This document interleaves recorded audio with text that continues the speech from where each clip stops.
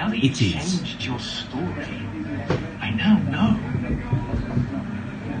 You made a mistake. We are illegally streaming. We are pirating Trauma. What you did. Starring John Sim and Adrian Lester, is that his name? Admit it. Nice guy, met him at the weekend. Admit it! Oh. Hey.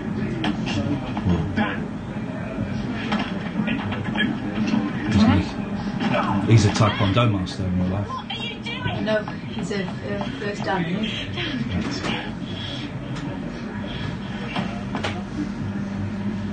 What is going on?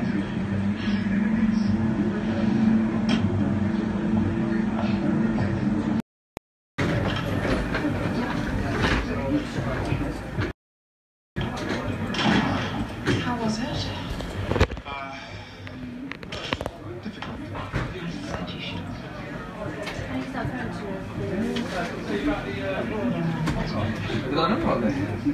Yeah, it's on the cross. It's American. Yeah. 9 and then double 0. Come on.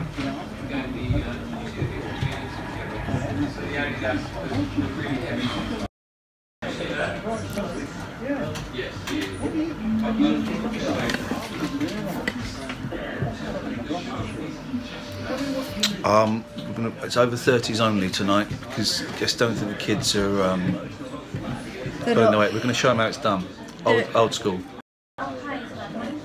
So it's over 30s.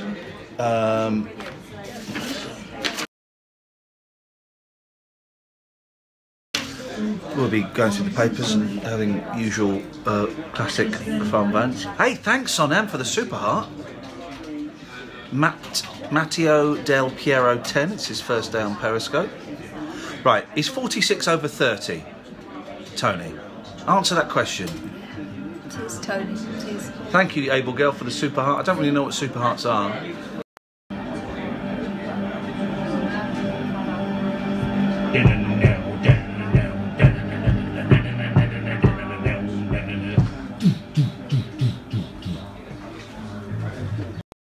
It's not ending. Oh, that's crotch shot. It's not ending, but we are. We're going to go in. We're going to go in and do this. Come on. Come on. Come on, you bastards.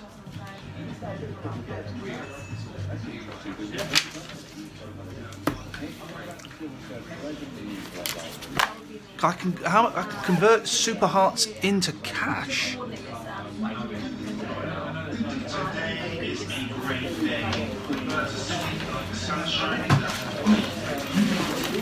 He's going to kidnap your daughter.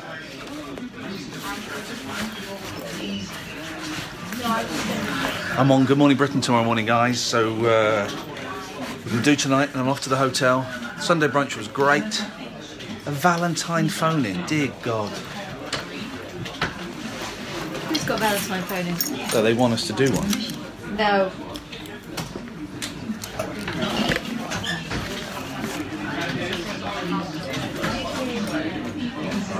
Be careful what you leave there, because people put stuff in the bins.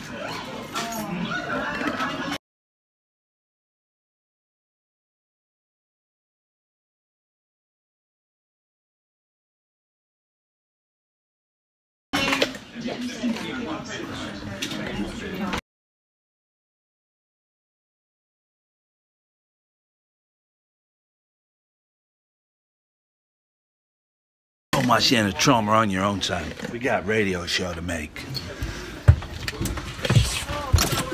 Evening. Oh, but Rock FM, is that still on the air? I thought that had gone off years ago. No, it's still going strong, my friend. Is it? What do you do, Rob? I'm travelling on my way to Barrow. Inverness? 30 seconds. Indeed, yeah. There we are, yeah. And yeah, it's an intro. Have you been before? Yeah, every week. Oh, right. Have you ever been to Barrow out of Furness? Barrow in near Clitheroe, like Yeah, yeah. 15 seconds. Yeah, That- I used to live in Clitheroe. What's your favourite Barrow? I'm on GMB tomorrow at 6:50 and 7:50. Can we Wheelbarrow. can we call you tomorrow? Yeah, continue this. Call me? Yeah. Yeah. Yeah, of course you can. Right, we'll call you tomorrow on the show. Thank you very much indeed. We're back at 7. Iain Lee is next. This is what you missed. You take his number down. Evening, guys. We're on Periscope, so. All right, yeah. All right. All right, Yeah. man. Yeah. All right. Yeah. Yeah, right. Yeah. They're off the clock now. They're off the clock now, so you're not going to get much out of them. Yeah. They're not getting paid now. We're off now. We're finished. We're done. Do you like my new boots, by the way, if you want to film something? Let's have a little look. Oh, steady on. Don't go and get more hips. No, this is my good one. man. But the other one's good. All right, Very boys. nice. Put some socks on though. You don't need socks, it's a fair line, look. Oh, Jesus. So they're like do they feel like slippers? Yeah. That's actually quite tasty. Yeah. What? My shoe? You getting Big really turn. switched on by my feet? Yeah, I am actually. Big A turn. lot of people do. If I give you 20 quid, could I rub myself against them? Oh my Who gave God. me 20 quid? Oops. 20... No. Get out of here. Fuck off, you can see what he's going to... Just language. Right, bye. Goodbye. Ricky. Hello. We'll get you talking. Thank you, guys. James Royal Show on Talk Radio with Pimlico Plumbers. Let's We've stay got at this. 270 highly experienced tradesmen, from heating engineers to bricklayers, all at the top of their trade. We're more than just plumbers. That door for me, just Football, adrenaline ball, sport to the power of 10 ball. But Yeah. it'd be better with the soccer special price boost from Sky. Right, put everyone through, but it's over 30s only, but put them through and I will destroy them. See the boost, bet the boost, feel the boost. Soccer special plus money back if it loses. That's betting better. boiling. When the fun stops. 18 plus, BeGambleAware.org. Match day varies. See bet slip for details. Cash stakes only. First 300,000 customers. Eligibility restrictions. Further T's and C's apply. Brilliant.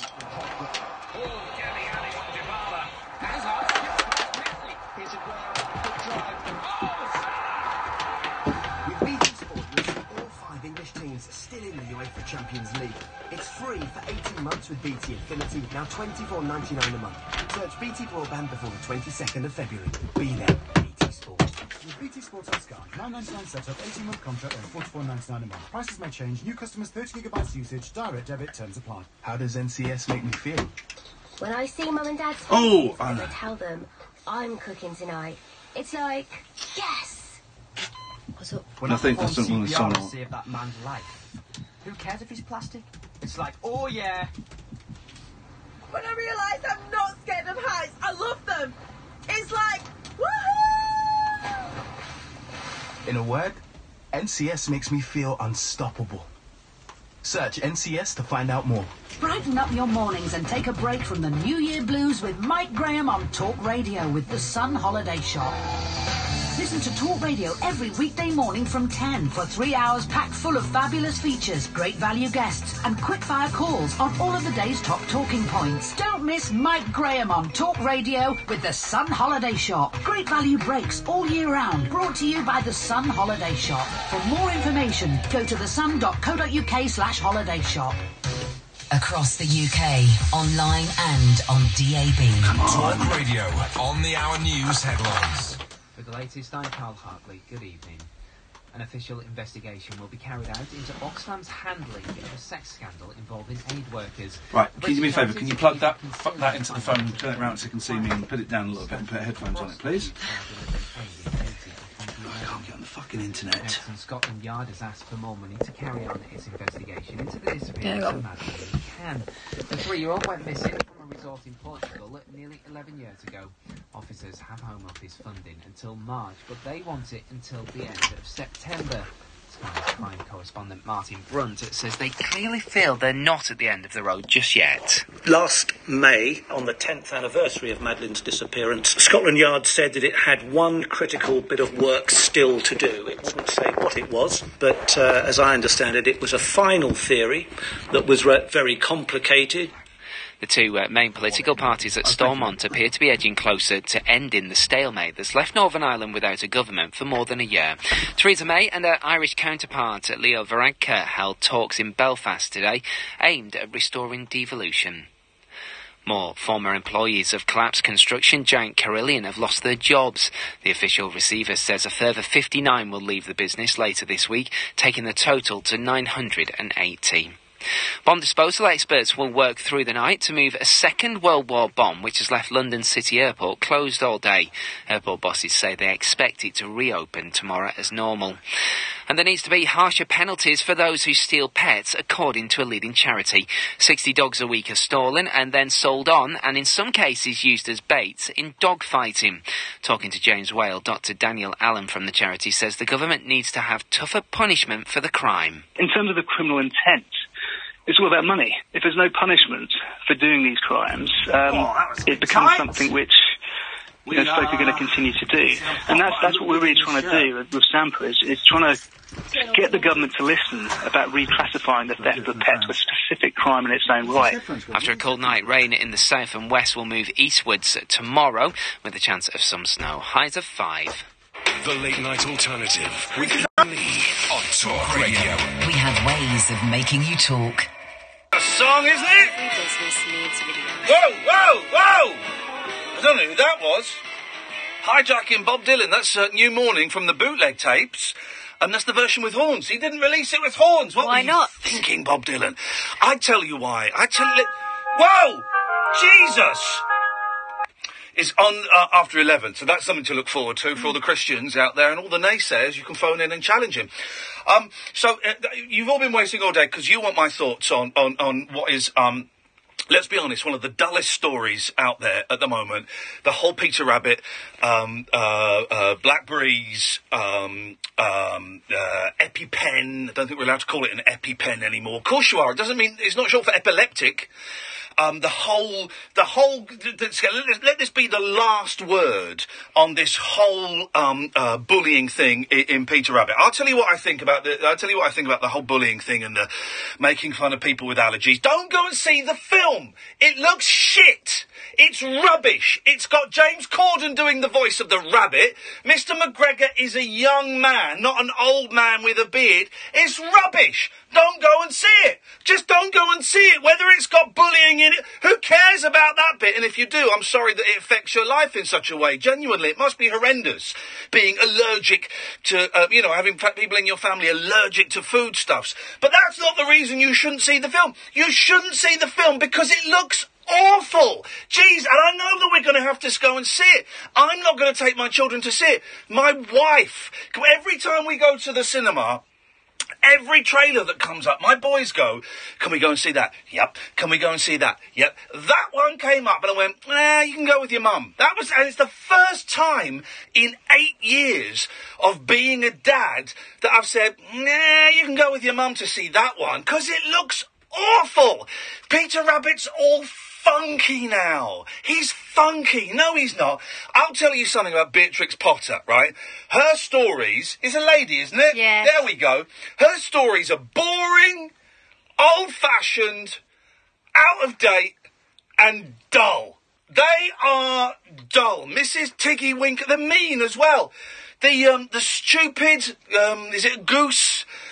Who's played by, who's that? I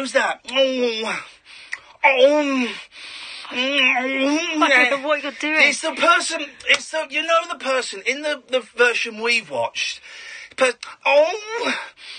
want to be a yellow coat. Oh, Sue Pollard. Sue Pollard is stupid enough to be a goose that gives her baby, her unborn children to a fox to be eaten, because that's what happens, then Sue Pollard deserves everything that is coming to her. That's the most exciting thing that's ever happened in any Beatrix.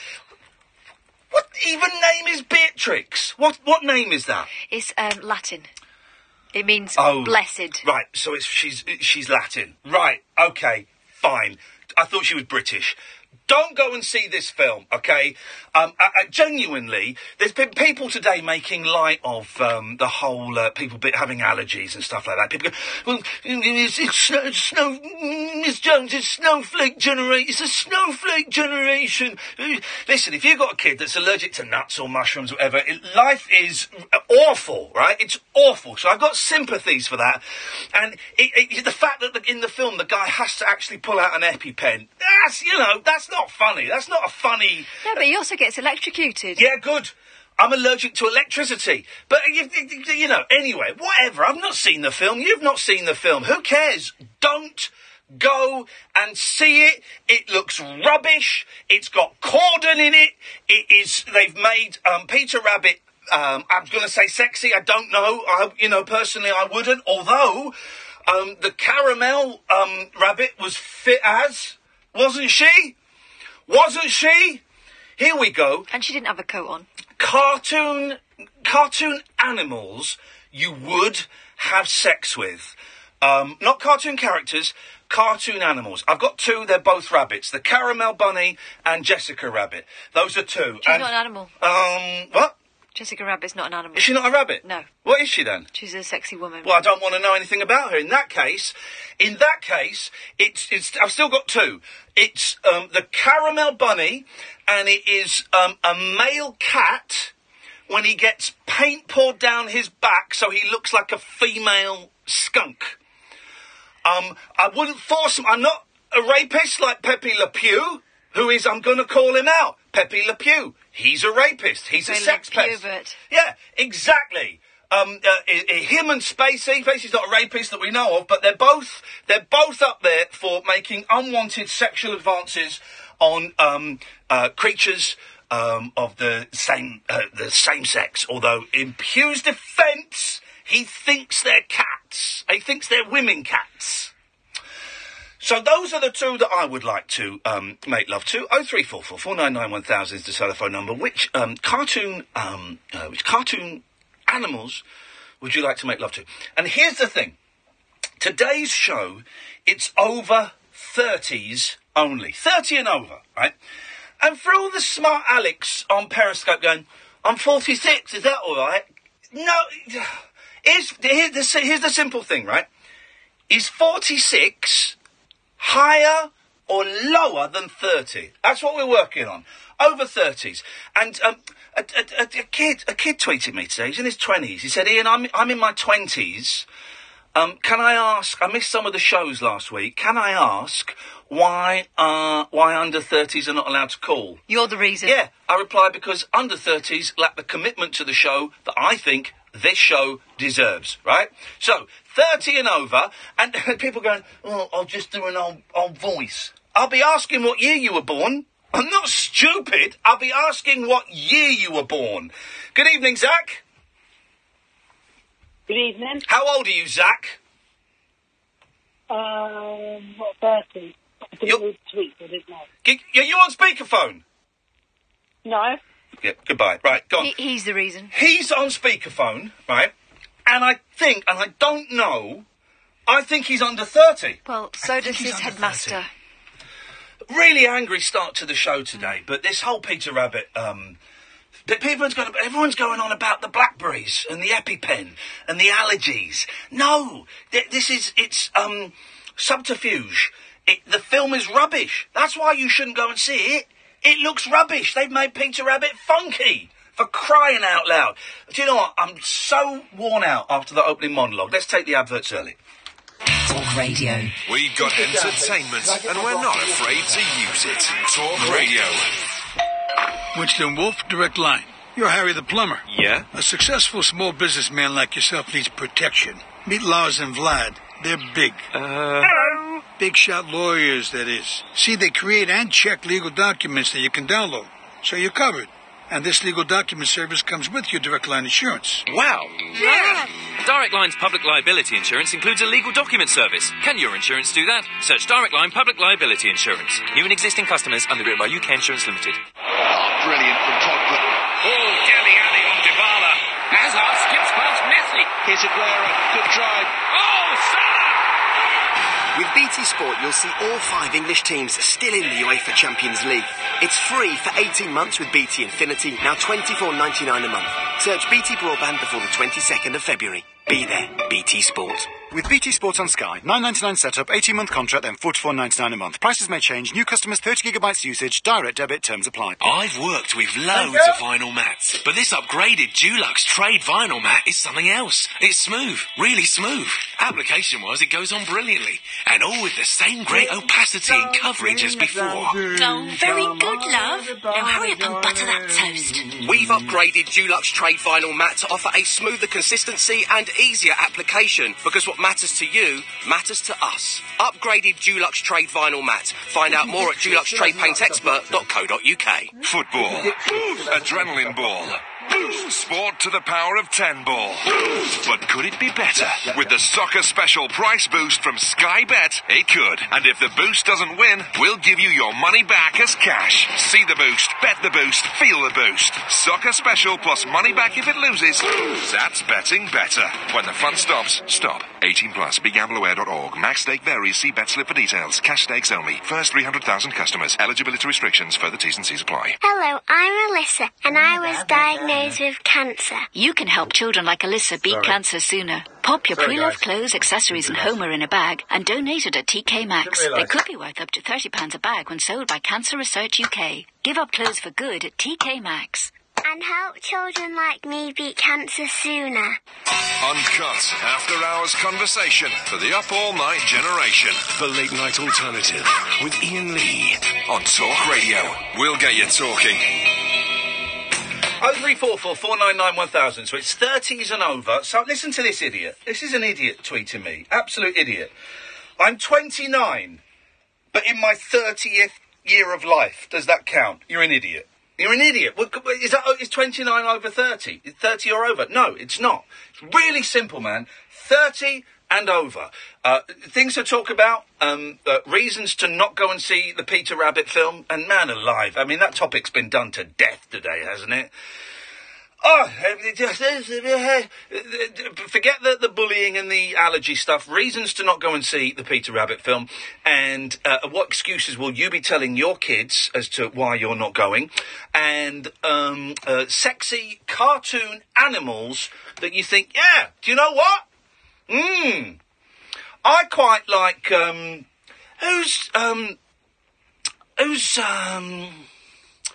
is it Daisy Duck? Donald Duck's girlfriend. Yeah. She's fit. It's that little tush. It's the tail. I like the tail. You know, I'm a tail man. I'm a tail guy. And she's got great tail. And it's that, she got just the little jacket on and the tail. That's kind of sexy to me. That's sexy to me. What cartoon animals would you like to have sex with, Catherine? I'm all right. Go on, if you had to. If you had to have sex with a cartoon animal, who would it be? Why would I have to? What would that scenario be? It would save the world. If you had to have sex with a cartoon animal to save the world, which one would it be? Fog on, leg on. Right. Okay. In what universe would you're a pervert. In what universe would having sex with Foghorn Leghorn save the world? You sick deviant. I say, Catherine, here it comes. Oh, it sounds like Babcock. No, he said, well, isn't the butcher from Coronation Street based on him? It's based on him, isn't it? Fred Elliott. Yeah, Fred Elliott is based on Foghorn Leghorn. Over 30s only, and I'll be asking your age. Good evening, Lisa. Hello. Hello, Lisa. How old are you? I'm 37. Well, really? Oh, you sound older. Okay, you're through. What year were you born? Wow, that's cheeky. 1980. I'll be 38 next month. God, to think that people born in 1980 are now 37. Isn't that freaky? It's my sister's year. I'm little sister's year. That you think I sound older. Oh, you sound in your late 40s, early 50s. Are you a smoker? No, but I have got a really bad cold at the moment. Well, then, all right, let's be polite and say it's down to that. Okay. What have you got for us, Lisa? Well, obviously you had that magnificent rant about Peter Rabbit. Yes, sir. And, I get quite stressed about things like that too. And I wondered how you calm down after things, because I get very riled about silly little things like that, and then I find it hard to calm down. I wear myself out. I wear myself out. That 14 minutes, I've had shaky legs all day, twitchy legs all day, and that 14 minutes at the start of the show was really fair. It's worn me out. So what kind of stuff do you get angry about then, and then you can't let it go? Oh, God, where to start? Well, I do suffer with depression, and I'm on medication. Yeah? Actually, the same as what you're on. Oh! But it's recent, so I'm still getting used to it, the highs and the lows with it. Yeah. So I have these little good moods, and then sometimes it just switches and silly. It can be really little things, like people eating too loudly or... Oh, that's not little, though. Being rude. No, Lisa, that's not little. People eating too loudly is disgusting. No, but I think I've got that... I don't know what the medical term is, but it's when noises annoy you, like somebody... Onomatopoeia. Slurping or chewing. Onomatopoeia. Yes, that... I know. Here's the thing, right? I'm since last week, I'm very, very slightly starting to cut down my meds, very slightly. But the last couple of weeks, before that, I've been up and I've been down, and sometimes in the space of an hour, I'll be up and down twice, and that's really unlike me. Normally, I'm kind of in one for a bit, and I go to the other for a bit, but I've been up and down, up and down. Now, there could be a whole heap of things. As if you've read the Daily Mirror or the Metro recently, you know I'm on a course of LSD therapy, where I take LSD with a therapist. And maybe that's doing it, I don't know. But, you know, I'll be honest, I'm having a massive up for the last hour and a half. Have you noticed it, Catherine? Mm-hmm. Yeah? And a massive up. That could only mean one thing. I'm going to come crashing down the other side at any moment. Could happen tonight. Could happen in 2036. We just don't know. We've got to wait until it happens. But I tell you what's good is having people around you who who can say, yeah, you're being a bit of a dick now. Let me introduce you to Catherine. Hi. And she'll say, you know, because when I get angry, Lisa, and I bet you're the same, I feel it's really righteous, and that person over there is eating loudly and they're doing it to wind me up. And Kath will just go, Ian, you're being a dick. He's not doing it to wind you up. Just calm down a little bit. Do you know what I mean? That helps a lot. I do get that, and I understand that when somebody is rational and says that to me, but I don't know. I just find it difficult, but I think I have got anger issues anyway, so... When did you... I tell you what's really good for anger? Meditation. Meditation worked for me. I do try that. Like, I've done counselling through Women's Aid and different things because of past instances, but I do try the Headspace app and the Calm app, and I do try it so hard. To be honest, the thing that relaxes me most is, like, listening to podcasts or who do you listen to? What's the best ones? Your top 3 recommendations for podcasts that kind of calm you down a bit? Well, I know this is a bit sad, but I still listen to the Ricky Gervais one. That's not sad. I think Carl Pilkington is a genius, and he just makes me smile. I love Adam Buxton. I listened to you on his one. Oh, yeah. When you've done that. Yeah. Ramesh Ranganathan. Says Hip Hop Saved My Life. I've got a list. On Trailer Park Boys, the Canadian TV show. Carl Pilkington used to be my boss. He used to be my boss when I was at XFM. Imagine that, he was my boss.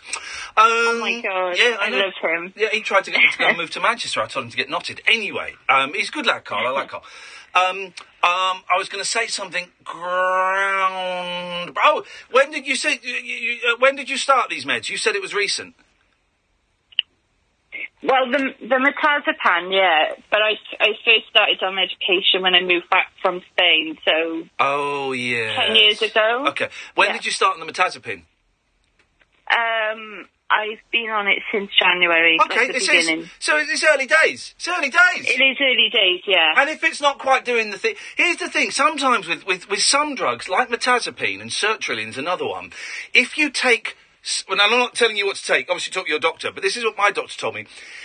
You'd think that the more you took, the more effect it would have. But some of these drugs, the less you take, the more effect it has. And he explained it to me how it works. It's not with all of them. I know it is with sertraline and Metazepam. If you take a little bit less, it can have more of an impact on you. So, you know, if in a couple of weeks it's not quite there, go and see your doctor and have a little tweakette. Well, I am on the low dose to initially start with, and then they're going to build me up. But it does just stomp me out. But then when I do come round, I have got, like, energy, and I feel a bit happier. And then when it tapers off, you can feel, like, the mood coming back. Yeah, so. I know what you mean. Well, hang in there, Lisa. I'm glad that you're making phone calls, and I'm glad you're checking in. And don't go and see that goddamn awful Peter Rabbit film unless they're advertising with us, in which case, well, let's all go together, huh? Yeah. Oh, and I thought about this, the sexy cartoon thing. It's got to be a sexy cartoon animal. Someone's texted in He-Man. He-Man's, well, he may be an animal, but he's not an animal. Okay, I was thinking, because I like the Disney films as a kid, I quite like Robin Hood. He was the fox. The Errol Flynn Fox, yes, well played. Oh, in that case, let's double date, because I'll go out with Maid Marian then. She was a babe. Yeah, she was cool. Lisa, thank you, mate. Thank you very much. Cheers, ta-ta. All through that call, all I was thinking was, I really want to hear some banjo music. Here we go.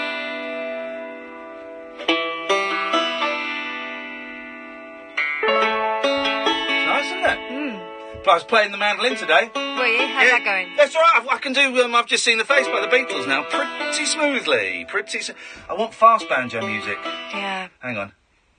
What we do is we type in the word fast. Not banjo music for beginners. Here we go. Have some of this. This is going to be great. There we go.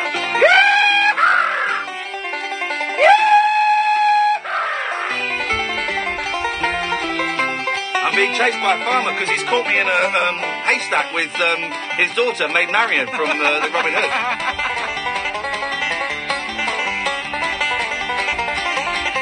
Oh, God. You know you said you were feeling a little off. Wow. Ewan! Hello. Hello, mate. How old are you? Pardon? How old are you? 17. Thanks very much for calling. This is Ewan running away now. Woo! I'm shattered. I'm not surprised. Unbelievable. Hashtag scenes. Hashtag scenes.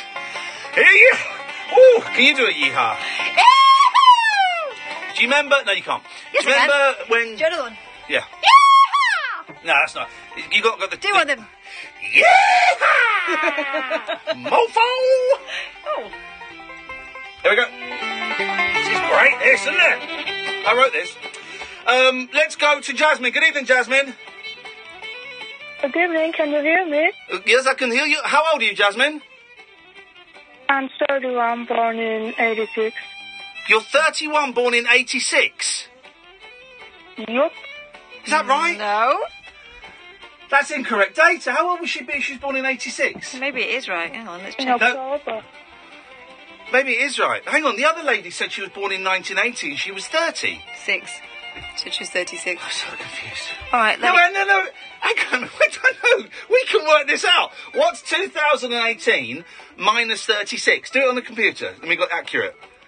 She reckons it can't be 1980. That'll be 32. You're a liar. Hang on, but she might not have had a birthday yet. No, in October. There you go. How old did you say you were? I'm 31. Okay. Where are you? Europe is 32. Okay. And are you a woman? Yes. Okay, that's great. What have you called in for, Jasmine? I got 2 stories to tell today. Yes. The one that was embarrassing when I was late at work. Yes. And the other one is about my near-death experience. Your near-death experience? Yes, when I was a child. Okay, well, I'm going to get I'll tell you what, because I've got a feeling at some point this banjo music's going to be really appropriate, so I'm going to stop it now and have it queued up. Jasmine, away you go. Yes? Hello? Can you hear me? Yes? Hello? Hello? Where are you from, Jasmine? Is that Swedish? No, Swiss. Swiss? I've never spoken to a Swiss person. I've never spoken to what language they speak there? A bit of German? Swiss German. Swiss German, of course. Yeah. Italian, French. No, Swiss German, mate. Like she said. They speak about 5 different languages. I'm so sorry, Jazz. No country speaks about 5 different languages. Jasmine. They speak 2. They speak their language and they speak English, and that is it. Okay. I do apologise, Jasmine.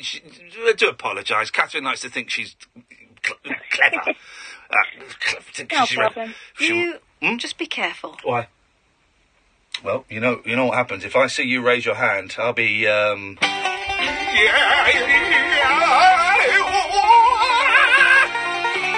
That's that's going to be happening. I'm so out of breath. I think I'm having a heart attack. Stop doing that, I'm then. having a rustle. Right, Jasmine, away you go. Let's hear it. Let's hear it.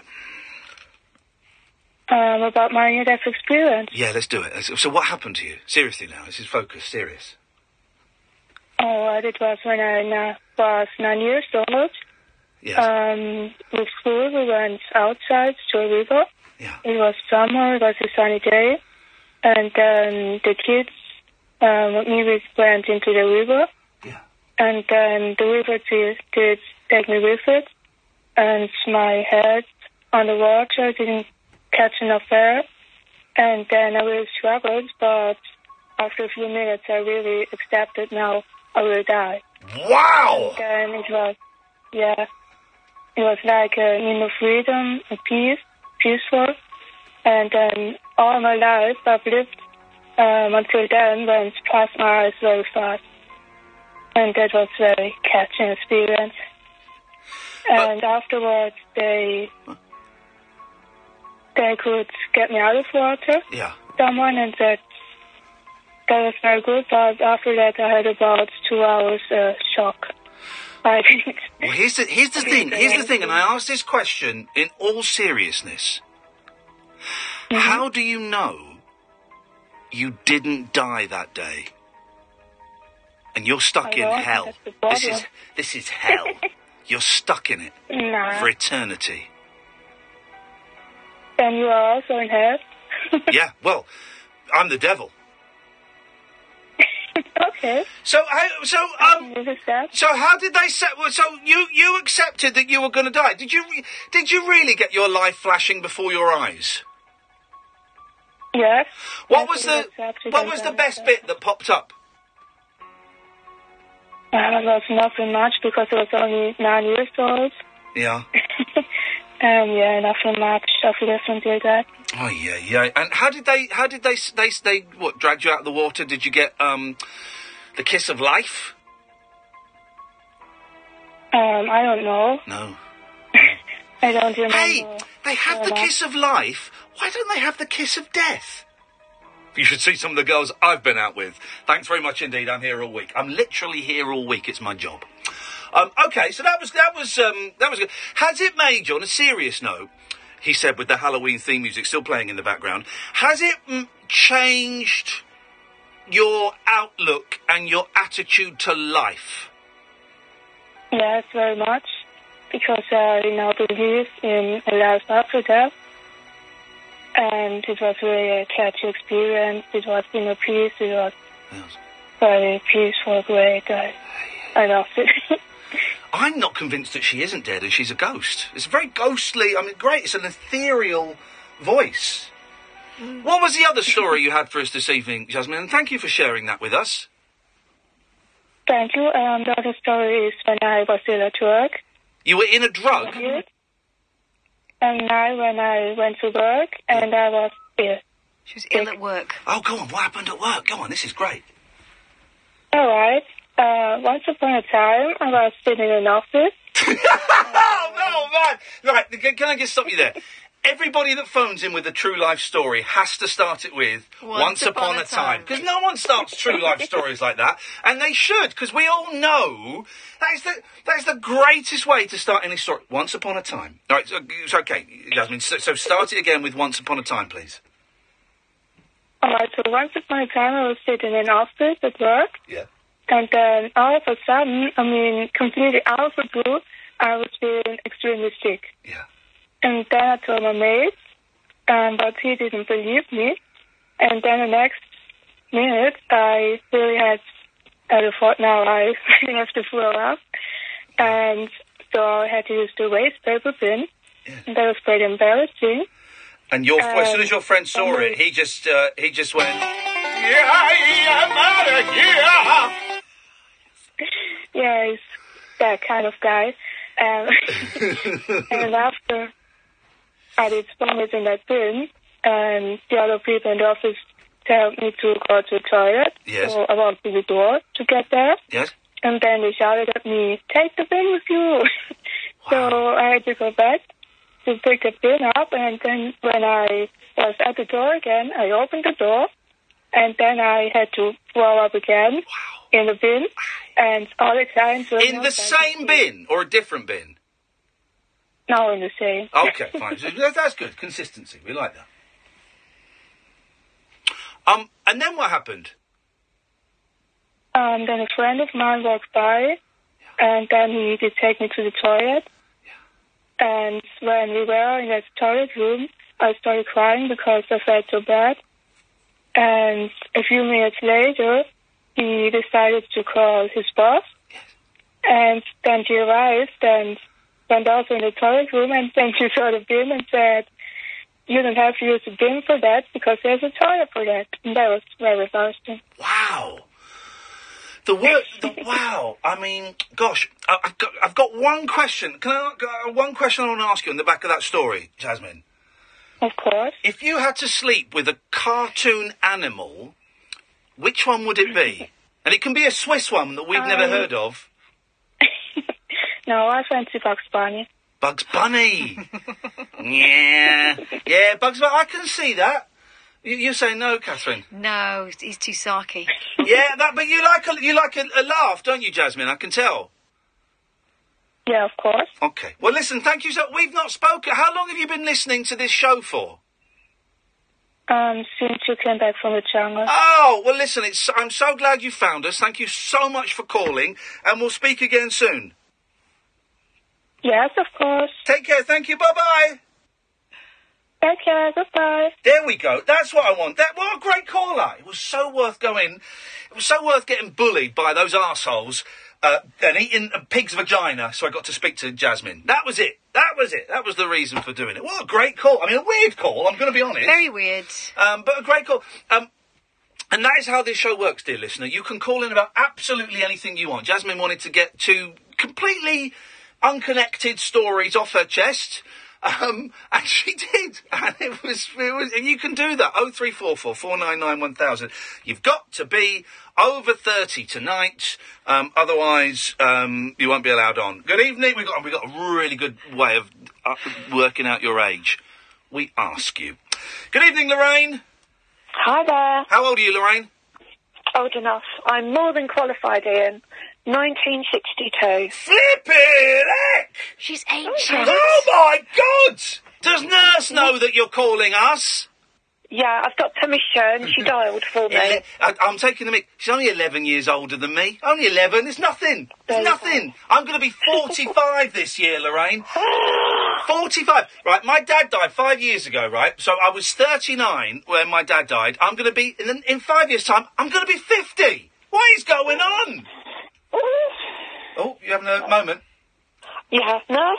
Yeah. I was reading in the papers last week, and we had some people saying this on the show a couple of weeks ago, but daddy bodies,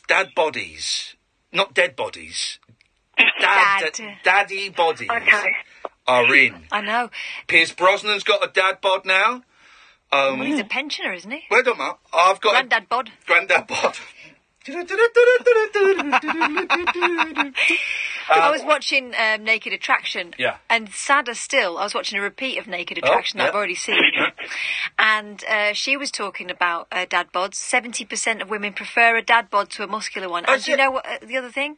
You'll live longer with a dad bod than a pumped up one. Well, here's the thing about pumped up bodies, Lorraine, right?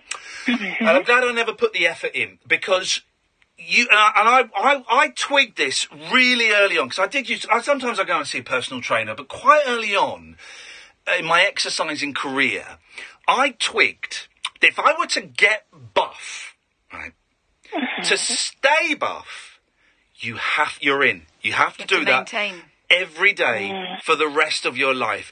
Otherwise, at some point, it's going to sag. Yeah. It's going to sag. And so that's when I really kind of knocked exercise on the head, because I thought it's better to have a naturally sagging, unfit body than a buff body that's sagged, because that looks worse than the former. So that is why I'm still paying 20 quid a month for that gym. I'll have to knock that on the head. I'll spend that on smokes. Anyway, not smokes, I'm joking. Heroin, I mean. Lorraine, what did you call in for? I did call in about sexy cartoon animals. Yep, go on. And then I had had a once upon a time moment as well when I was listening to Jasmine's call. Yeah. Oh, yeah. But my sexy cartoon animal would be Eeyore. Oh. Now, that's an animal with a dad bod, isn't it? He's very depressed. He needs cheering up. And he's a also donkey. hung like a donkey. Oh, Catherine! No! No! Yes, of course, obviously. Oh, for God's sakes, no! No, you're better than that. I'm Actually, not. she's not I'm better really than not. that. I apologise profusely. That is not. But guess who's got an Ofcom out of the two of us, and it ain't me. That's right. And now she's going to have a second one. Thanks a lot, buddy. There you go. And if you got bored, you could always play Pin the Tail on the Donkey. Thank you very much for calling. I don't even know what that means. Outrageous. Are you going to apologise to the boys and girls at home? No. Let's go to a break. Across the UK, online and on DAB. Access all radios. Talk Radio. Give it some lip. If you want a car on finance, how do you even know what cars to look at when you don't know what your monthly payments will be? Should I be looking at a Porsche 911 or a Vauxhall Astra? It's about time someone thought of a better way. They have. Car finance 24/7. You can get your finance before you get your car, so you know what you can afford. Well, yeah, that's better. That's carfinance247.co.uk. Car Finance 24/7 is a broker, not a lender. Football. Adrenaline ball. Sport to the power of 10 ball. But could it be better? With the soccer special price boost from Sky Bet, it could. And if the boost doesn't win, we'll give you your money back as cash. See the boost, bet the boost, feel the boost. Soccer special plus money back if it loses. That's betting better. When the fun stops, stop. 18 plus. BeGambleAware.org. Max stake varies. See bet slip for details. Cash stakes only. First 300,000 customers. Eligibility restrictions. Further T's and C's apply. What seems to be the problem? It's my career. It's broken down. Well, let's take a look. Work-life balance? How's that running? It's not. Okay, so you're the boss or the employee? The slave. Know what? You need something new, mate. Become a RED driving instructor and change direction. With comprehensive training, job satisfaction, and work in your own hours. RED. Get your career in gear. Go to reddrivingschool.com for details. Go RED and get ahead. Over 1,000 quality used vans and savings of up to £1,000. It can only mean one thing. What's that coming over the hill? Van Monster. This is even better than the original. In the Van Monster sale, there's every van for every job with 6 months warranty, flexible finance options, and now savings of up to £1,000. With branches across the UK, find your Monster saving today at vanmonster.com. Representative 13.9% APR. Right now at Homebase, all Crown 2.5 litre standard coloured emulsion is just 2 for £22. Homebase, always your home, always low prices. In-store only, excludes Pure Brilliant White and clearance outlets. Driving home with Eamon Holmes. Your #1 drive time destination. High revving radio with Eamon Holmes. Showbiz news, current affairs, big names, special guests. If it's happening, we're on it. Get home with Holmes. Driving home with Eamon Holmes. Weekdays from 4. On Talk Radio. The late night alternative with Iain Lee. On air and off the leash. On Talk Radio. You see how much better it is without the 29s and unders calling in. They drag us down. Don't they? Well, you dragged us down in that last bit, in all honesty, but I very much like an under 30s. I'm hauling us up to the helicopter that is rescuing us from the abyss of your filthy mind. Good evening, Nigel. Ian, how's it going? How old are you? Are you on speakerphone, mate? No, that's me on my phone, sorry. Okay. How old are you, Nigel? 40. My God, 48. 48 or 49, I think. Whoa, hang on a second. Here's an interesting thing.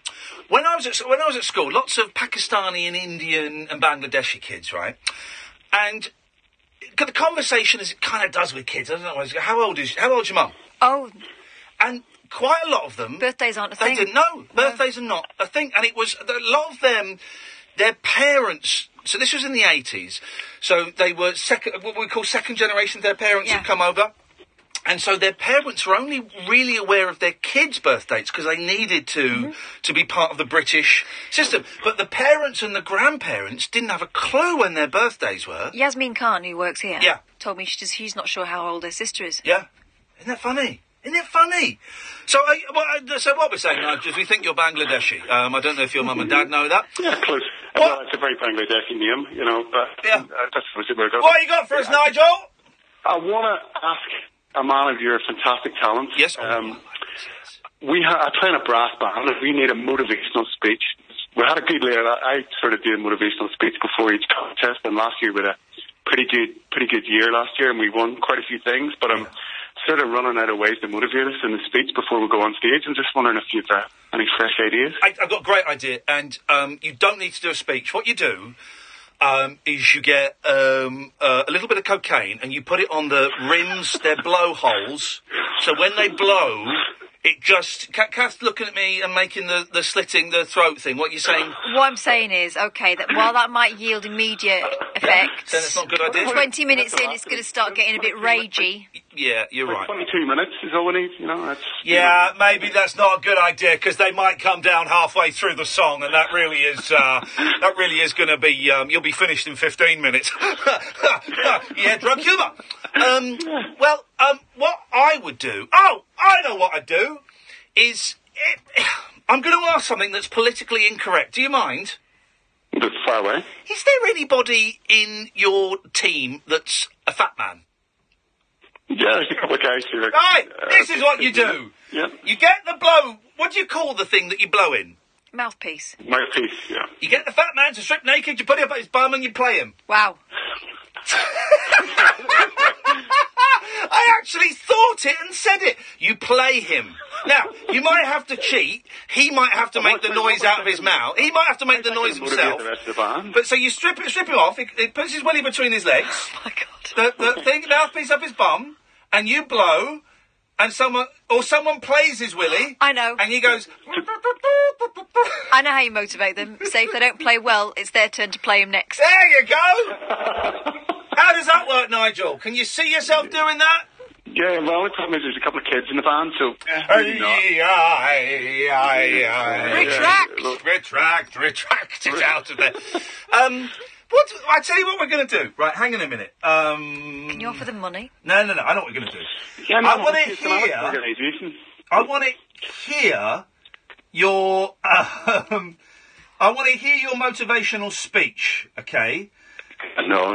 Yeah. Come on. I use cue cards. You know, I'm not there. Shut up, man. Shut up. An amateur post. Shut up. I want to hear it. Hang on. I'm going to get some good music. We're going to get some inspirational music, and you're going to give me a speech. Actually, as much as Here we go. Come on, Nigel. Let's hear it. Inspire us. Come on, now. This is really. Remember, today we've got to concentrate. We've got a short piece. We've got some. God, I'm trying to think of what I said. There's no need to panic, no need to stress, no need to worry. You got to control your mind. You just got to tell yourself, relax, breathe deeply, and make music. Well, let's remember, what all of us do, this is because we love doing what we do. We just love playing music. Every single one of us gets a huge amount of time and personal time to spend in the first little ways. And for what? To sit for 12 minutes and have some stranger say horrible things about us? No, very about them. We do it because we love playing, we love our instruments, and we love being really good at what we do. That's why we're the first old boys. Something like that. Wow. And if you don't do good, then we're going to put a mouthpiece up Trevor's bum and you're going to play him! Hey, that was all right. That was good, Nigel. Ditch the cue cards is my tip. Ditch the cue cards. Go in there and speak from the heart. Speak passionately. Ditch the cue cards. Have a couple of things in your head you want to say, but speak passionately. You see, what I call it, when you get caught up in the moment, you're just sitting there and you've that many things. You're about to go on stage to play yourself. Yeah, you know, and you maybe represent your country or something like that. It's pretty tough. Wow, he's representing Bangladesh when he plays. I didn't realise. Nigel, you got to speak the whole thing with music and with performance and with comedy and with theatre and with doing the radio and with making art, whatever it is. It's got to come from the heart, brother. It's got to come from the heart. So whatever you say... Entertainment. To be in the public, we get more... Forget the public. It's you. If whatever you say, as long as it comes from the heart, then they'll connect with it, man. That's it. That's all you've got to do. All right, okay. Thank you, Nigel. When's your next competition? Saturday. Well, give us a call next week. Let us know how it goes. All right, good man. Best of luck, mate. Cheers. There we go. What a nice fella. Bangladeshi hornblower. Inspiring people. It was good. That was good. He was a little bit nervous at the start. Then once he got into it... passion. He needs to threaten to crack some skulls, that's what I'd say. Getting those kids in there. All right, gently bring them together. High speed. I think you could play a man with a mouthpiece up his bum. I think you could. I think I could definitely get a noise out of him. Let's go to Sarah. Good evening, Sarah. Hello, hi Ian. How old are you, Sarah? Hi, Sarah. 32, my friend. What year were you born, my friend? 1985. I'll buy that. I'm going to buy that for $1. Okay, fine. What have you got for us, Sarah? Nigel sounds hot. Whoa! There is something really... Ooh. I was about to back off there, but we've got... It's 30 and over. It's not even 18s and over. It's 30 and over. It's like mums and dads and spinsters. I'm not... No, his accent. Oh wow! Yeah, that Bangladeshi accent, man. It is hot. He's sorry. No. Okay. Oh dear, I sounded like a smoker then. That laugh. I went out. Too much energy. Does sound really Too much energy. Well, yeah. Anyway, go on. So yeah. Anyway, cartoon character. A cartoon animal that you'd have sex with, if you had to. Yes. Mufasa from The Lion King. Oh. I don't know that film that well. The dad from The Lion King. Okay. Oh, he's got a hot accent as well. He just sounds lovely. He sounds like he's big, he's muscular, he would look after you. Isn't he James Earl Jones? No idea. Let me look him up. Do look it up, but yeah, it is. You know who else his voice is? Darth Vader. Oh, okay. All right. Here we go. I tell you who I'd go gay for. Oh God, here we go. I'd go gay for Baloo the bear. Oh, I'd go gay for Baloo because we'd have a laugh. We'd have a little wrestle, a little kiss and a cuddle. And then we'd just laugh at the ridiculousness of it, and then we'd sing a song, and then we'd laugh, and then we'd make love, because it would be more relaxed and natural that way. We weren't trying to force it. He's quite big, though. His tummy might get in the way. He's a bear, isn't he? In both senses of the word. Would you show him your bare necessities? Whoa! Boy, that was legend. Yep. Don't call Kath legend. That's demeaning. No, it's demeaning to real legends like Jesus, Batman, and She-Ra. It's demeaning to those guys. You're talking about Jesus. I've got a Jesus action figure. Right, hang on a second. Right, someone's tweeting now. I'm not allowed to listen to Talk Radio's late night alternative with Iain Lee over 30s only. It's not what we said. No. Of course you can listen. This is why I don't want them phoning in, because they're stupid. They ruin it every time. They ruin it. You can listen. You can't phone in. Under 30, you can... 29, of course you can listen. We need all the listeners we can get. We're going to turn listeners away.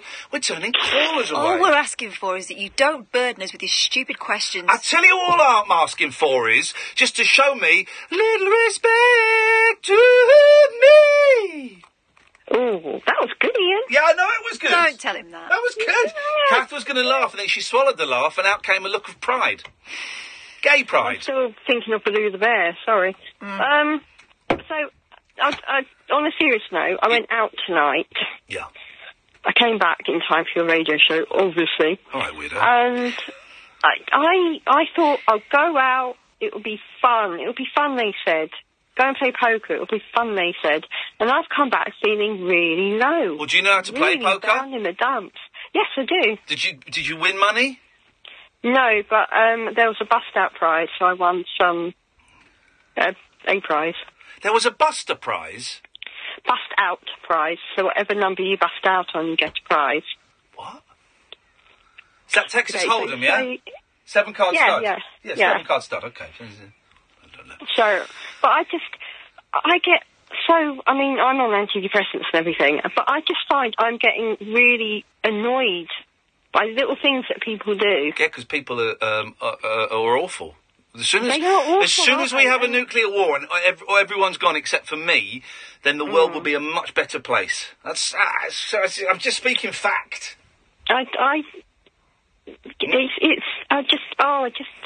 I just have to look at somebody and go, I do not like you, we are not going to get on. I don't even have to talk to them. You say it out loud.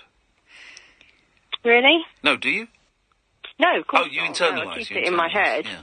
But I just think in my head, I just look at somebody, I just know I'm not going to like them. Well, 'cause they're how breathing. bad is that? Yeah, no, it's fine. I know that it's the same thing. I'm looking at someone now knowing I'm not going to like them.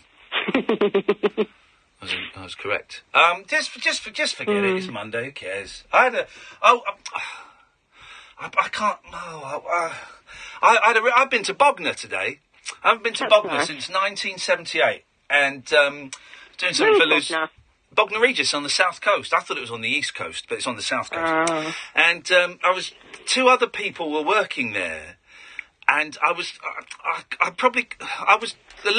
lot of people told me that they were quite difficult to work with, including swearing in front of children and demanding who was going to pay for their effing cab. But I probably can't say who it is, so that's the end of that story. Anyway, uncalled for. Uncalled for. Sarah, we've got to go. Thanks very much. Jonathan, Matt, and David Babcock? Yeah. Oh, okay, this is Dad. All right. 0344 499 1000. We've got these three people coming up next. You could be after them. As long as you're 30 years or over, you can listen if you're 29 or younger, you absolute idiots. 0344 499 1000. Talk Radio. Contact Talk Radio. Call 0344 499 1000.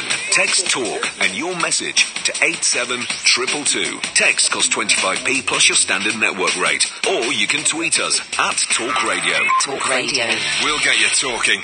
It's time. Time to join the millions of people that meet happy with Zoom video conferencing. With stunning HD video, crisp audio, and instant wireless sharing across any mobile, tablet, or desktop device. But the best thing about Zoom? It just works. So ditch the distractions, join the movement, and meet happy with Zoom video conferencing. Visit zoom.us to set up your free account today.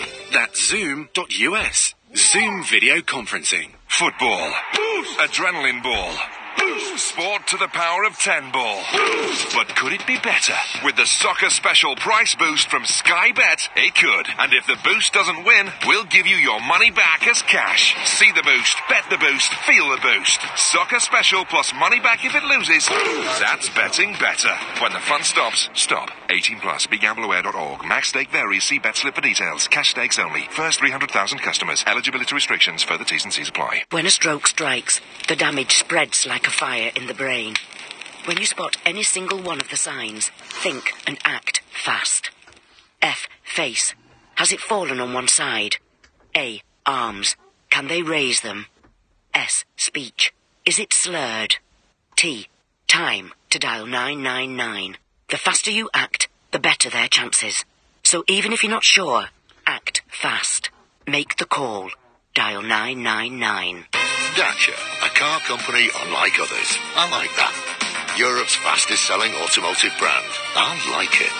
The Dacia Sandero, a What Car Award winner 6 straight years. Like that too. And it's yours from just $5,995. Very likeable. Read the glowing reviews at dacia.co.uk from our lovely customers. What's not to like? Seems more and more people are warming to the Dacia way. You'll like it too. At participating dealers only. Across the UK, online and on DAB. Talk Radio. On the hour news headlines.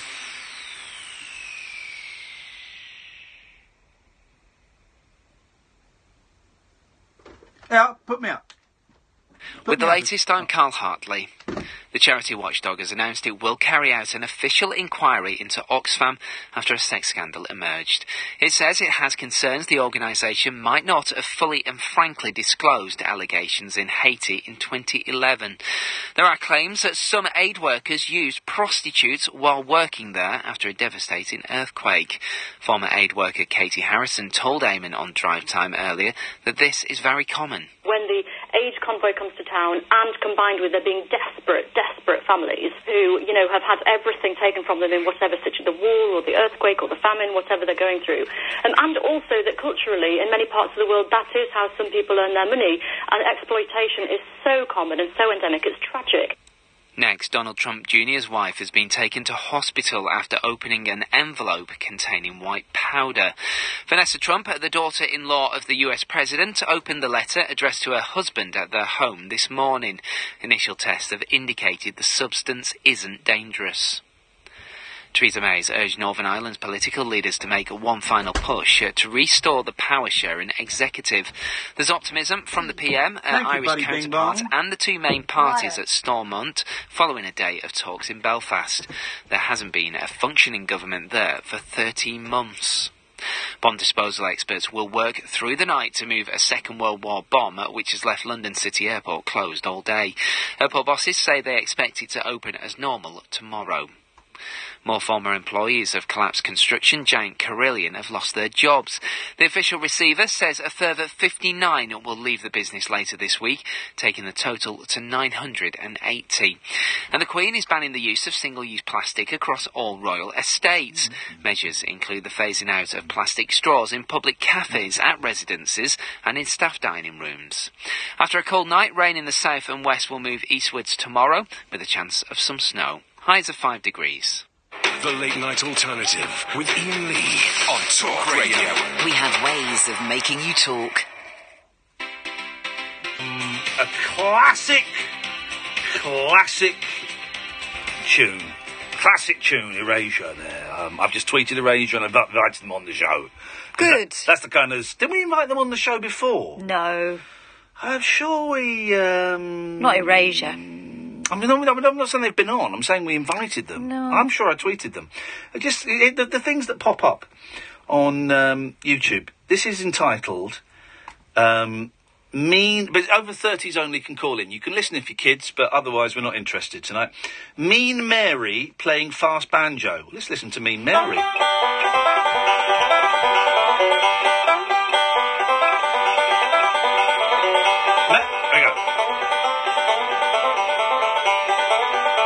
You know this song? In the month of June, every down by the moon, every down on Cripple Creek. I've been down there just about a week. Well, I'm going down to Cripple Creek, going up. She's speeding up, going down to Cripple Creek, going some fun. I'm going down to Cripple Creek to have a little fun, going down to Cripple Creek to have some fun. Yeah, but she's speeding up there, and that's showing mean off. Of her, isn't it? That's showing off for this. Let's go to the home of the Banjods. It's Matt. Good evening, Matt.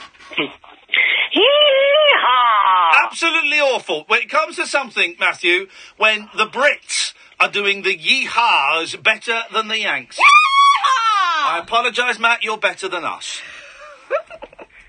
That's just a woman screaming because someone's put their apple pie on your hoo-ha. What? Here's an image. Matt, what have you got for us? I'm slightly offended, but we'll move on. I am actually quite happy tonight because... as a 35-year-old male who has felt over the last year or two just certain moments where I have felt just getting older, comparing myself to the 20-somethings, I am so happy that this is an over 30 night. Forget all the 20-somethings. Who cares about them? It is our time to shine tonight, the older people of the world. Rousing speech, although technically you're still a baby at the age of 35, but a rousing, passionate speech, Matt. Thank you. I am so happy. That's pretty much the only reason why I wanted to call tonight. I waited on hold for 45 minutes just to say that. I'm going to be completely honest with you. Oh, fine. Well, should I cut you off? Actually, you know what? Oh! He's doubling down. He's doubling down. I'm doubling down. Yeah. With your very riveting topic tonight of cartoon animals that you would have relations with. Yep, sexual relations. My original answer was going to be no, but the more I thought about it, come on, I think it would be Minnie Mouse. Oh, Prim, prissy and proper. Why does that work for you? 2 reasons. Number one, growing up, I'm from one of those obnoxious American families that went to Walt Disney World every single year instead of traveling the world. Our sense of world culture was traveling around Epcot Center and drinking from these tiny little fake countries. It's a small world after all. So that kind of really annoyed me by the time I was 16. So I'm kind of sick and tired of Mickey Mouse. So just to stick it to the other mouse would be kind of happy. Well, stick it literally. Here's the thing. When we went to Euro Disney, which I know is not anywhere near as good as your Disney's, but please just give us that for a moment, and while we're still part of Europe. And we must have gone 3 years ago. So my youngest must have been about 3, and he had a real crush on Minnie Mouse, right? And we paid way over the odds to eat in this really awful restaurant where they just serve you pizza and chips, and it's like 30 quid a head. But the gimmick is in Disneyland, is that throughout the meal, all the characters come out 2 at a time, right? And Pinocchio came out, and the kids got up, and you get their autographs, and they hug and pictures and all of that. It was great. And Donald came out, and that was cool. And then Minnie Mouse came and stood behind my youngest, and we went, look who's behind you. And he turned round, and he blushed. His face went bright red because the woman of his dreams was stood there while he was eating pizza. It was wonderful. So she does it to 3-year-old boys and 35-year-old men, Matt. She gets their hearts a-fluttering. There's a second reason why I would, but before I do that, you made me think of this. A friend of mine just got back from there and took a video. I don't know if you've seen this or not. When they do the character meetups now, the costumes have moving eyes, and there is someone, either the person in the costume or someone on the outside is pushing buttons. No. So the character actually interacts with the kids now and has responses and all. What do you mean the character? Because what do you mean the character reacts to the kids? Because they like wave and stuff. Yeah. Yeah, they do. They have, and there's some preset lines to kind of get the conversation or have the kids doing things like. Oh, so they talk to him. Oh. Yeah, because we had to do that. I think Mickey Mouse has lost his voice today. Yeah, it's because they're talking all the time. They've lost their voices. That's what it is. I tell you, Snow White was there. But it's just a girl. Yeah. Just a girl. I've told you about how they select people, haven't I? No. Yeah, my sister used to be casting couch. Cabin does crew. Mickey cast them? No. My sister used to be cabin crew, and one of her colleagues used to work at Euro Disney. Yes. And he said on the first day they get all the newbies lined up, and they go along with a clipboard, and they'll say fur, face, fur, and it's if you're not attractive enough to have your face uncovered, you're a fur. Wow. Yeah. Wow, so now people who are ex-Disney refer to ugly people as furs. Wow. My ex actually made that joke with me because she worked for Disney for a few years. Oh, she called you a fur? Yeah. Hey, can I say something? Pretty much near the end. Can we go off on a tangent, Matt? Right? Please. So I'm having a shower yesterday, right, and I'm looking down. Right? And I'm thinking, for the first time ever in my life, right, I'm thinking, have I got any nail scissors? Because I'm going to have a little trim of that. Oh, God. Yeah, no. And here's the thing. I didn't have any nail scissors, so I didn't have a little trim of it.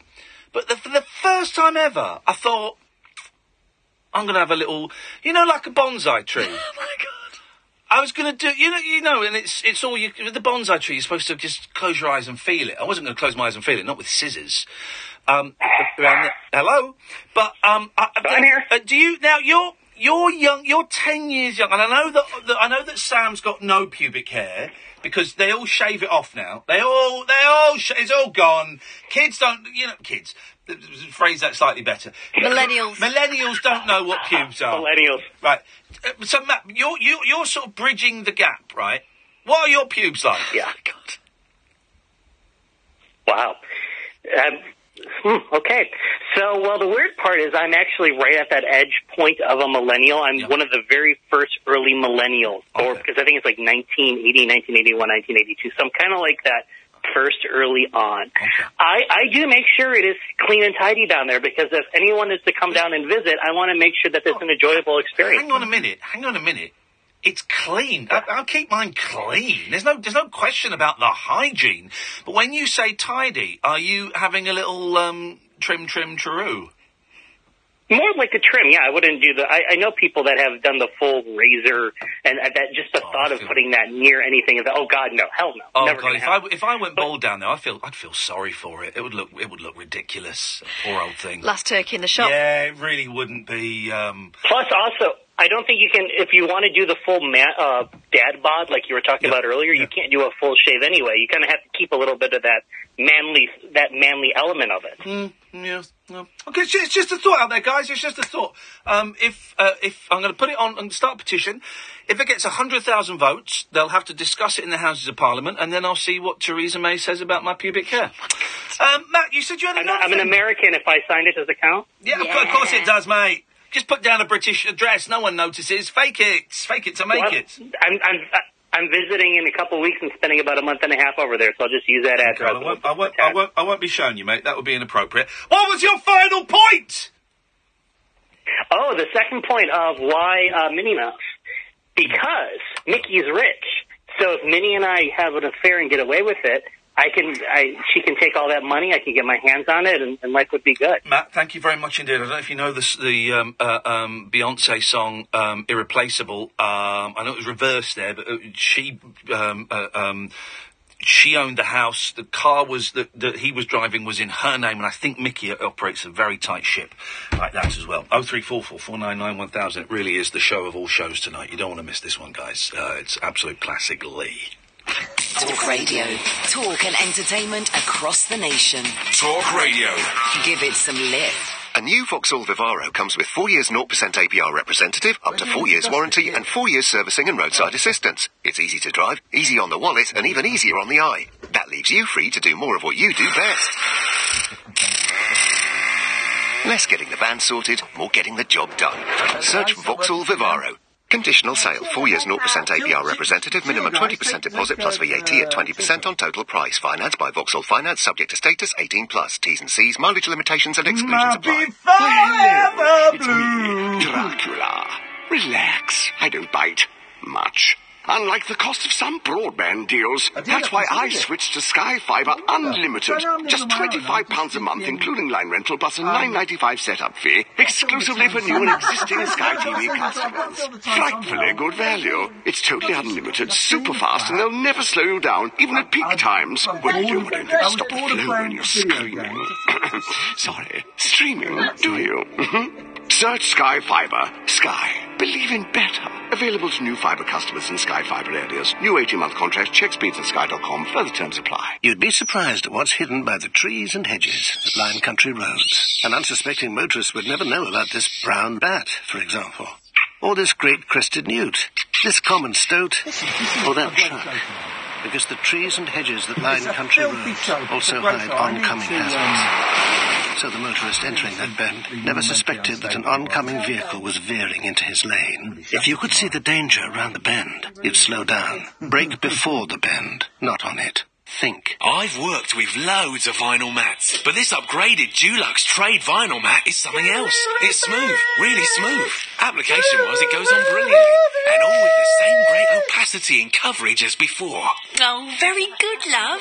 Now hurry up and butter that toast. We've upgraded Dulux trade vinyl mat to offer a smoother consistency and easier application, because what matters to you matters to us. Upgraded Dulux trade vinyl mat. Find out more at duluxtradepaintexpert.co.uk. Across the UK, online and on DAB. The Late Night Alternative with Iain Lee on Talk Radio. Hey, over 30s only tonight, guys. 30 and over. We're going to be clear there. 30 and over. 29 and under, you can listen. But I don't want you to call in. And I did, when I said this last week, and I always say the reason I don't do these things when I say them on the show, because I said this like Thursday, I think, last week. The reason I didn't go, well, let's do it for the rest of the show is because I think, oh, God, it'll be such hard work and we won't get any calls. That's why I always throw it ahead. And then I hope I forget. But then someone reminds me on Twitter and I go, oh, we might as well have a go. We've had more calls than we normally get. And they've all been bloody good. They've all been bloody good calls. They've all been bloody good calls, Gutton. I'm Brian Walden. Yeah. Here's an impression for the over 30s. I'm Brian Walden. And this week on the Brian Walden Show... He used to scare me a bit. Yes. He had to pronounce Widow's Peak, didn't he? Which is the trademark of everybody. Okay, here we go. People who've got Widow's Peaks. Let's the poker. We'll play it. You go first. Okay, Dracula. All right, Brian Walden. I've got two. Got good, great ones. Oh, that snooker player that looks like Dracula. Ray Reardon. Yeah. He was a pool player who was just quite good at snooker. Right. He was a pool, because pool, you whack it. Yeah. Gene Simmons from Kiss. Oh, yeah. Who else? Why do they call them Widow's Peaks? I have no idea. I tell you what, you talk to David Babcock Sr. and I'll tweet it. Hello, David Babcock Sr. Ask him his age, because I'm not sure. Hello. This guy. Yep. Hello? Oh, he does sound elderly. Fair enough. How old are you, David Babcock Sr.? Well, I've just snuck under the limit. I'm 31. Oh, goodness. You sound much more mature. Well, thank you, Claire. Okay. What did you want to say? Ringing in because I'm over 31. Okay, well done. And what else? Well... David? Yes? Yeah, Dave, is that David Babcock? Because I tell you why, I need to speak to him, because I've got a really important, well-paid job that's going to pay £2,000, but I need to speak to him tonight. Is he there? Unfortunately... Oh, well, then the £2,000 job will go to someone else. Hang on a second. Jonathan, are you free to take David Babcock's £2,000 job?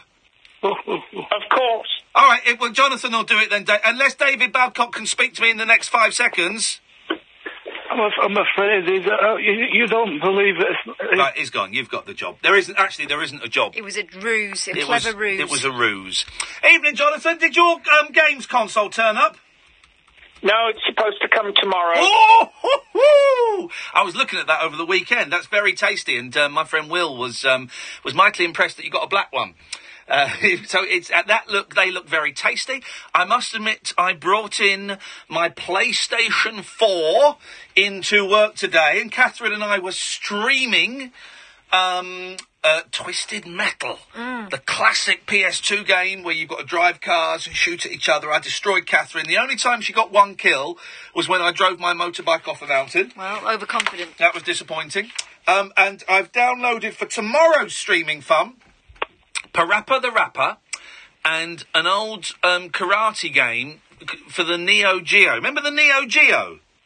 Oh, yeah, I remember I that. used to have a Neo Geo, great little handheld console, and we've downloaded a karate game. It's like Karate Fighter 1998 for the Neo Geo.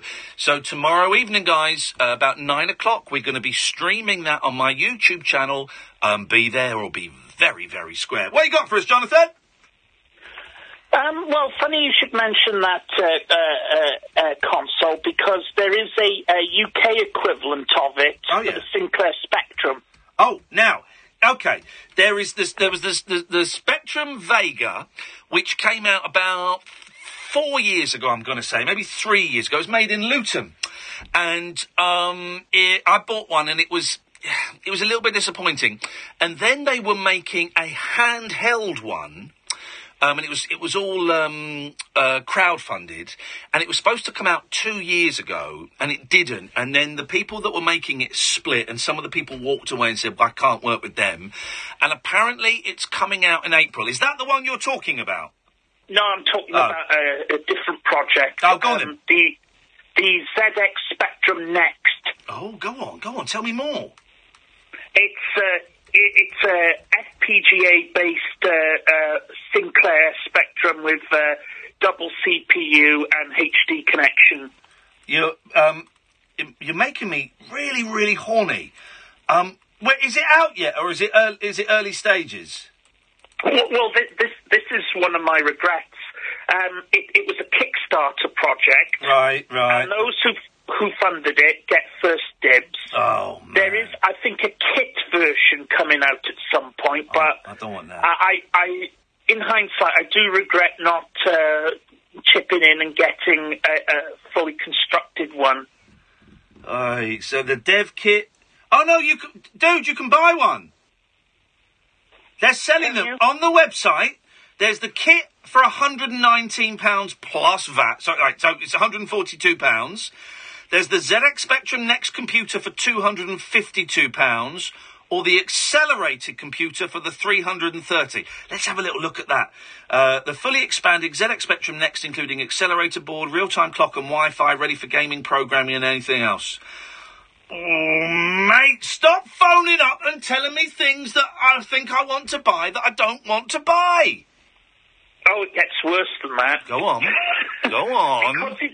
Because it runs on FPGA. Yes. The FPGA chips can be reconfigured to simulate the hardware of other machines, like the Commodore 64, the Amstrad, the Atari 8-bits, maybe even the 8-bit consoles. Here's the thing, right, because it looks sexy, but I can't justify spending. I've got a Raspberry. We'll stop getting geeky in this. Just give us a geek off for a second. I bought a Raspberry Pi that's got loads of different emulators. It's got Dreamcast and Spectrums and Wonder Swan and all. So I've kind of got all of that already.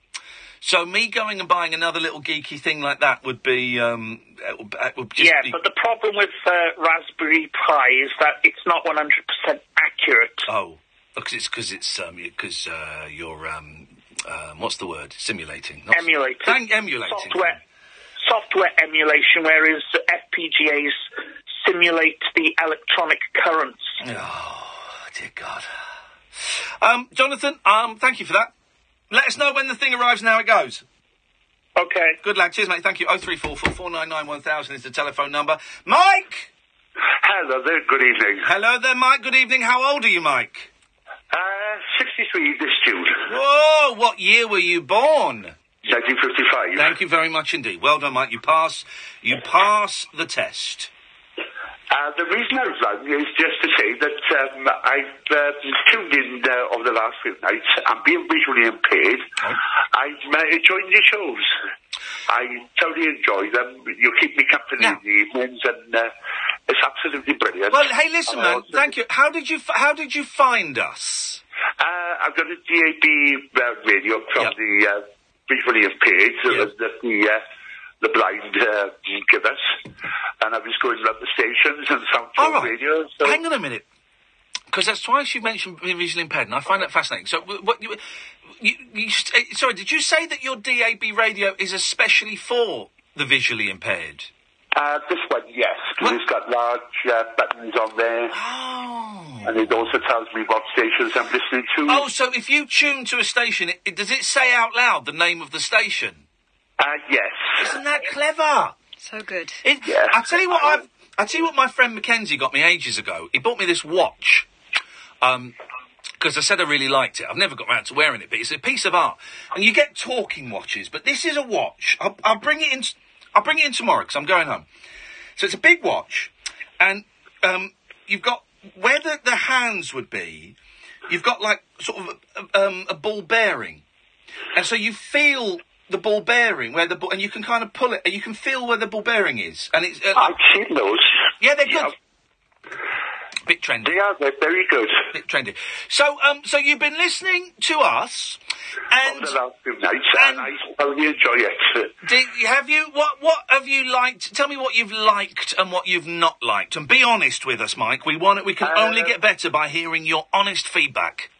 I enjoy everything you talk about, to be honest with you. There's some nonsense that you talk about, but there are some good subjects that you've brought up as well over the last few weeks, I can't think of but there's yourself, and I listen to the lady in the mornings, Julia Hartley-Brewer. I can only apologise. Absolutely brilliant. What the heck? Well, I'm glad you're enjoying it, Mike.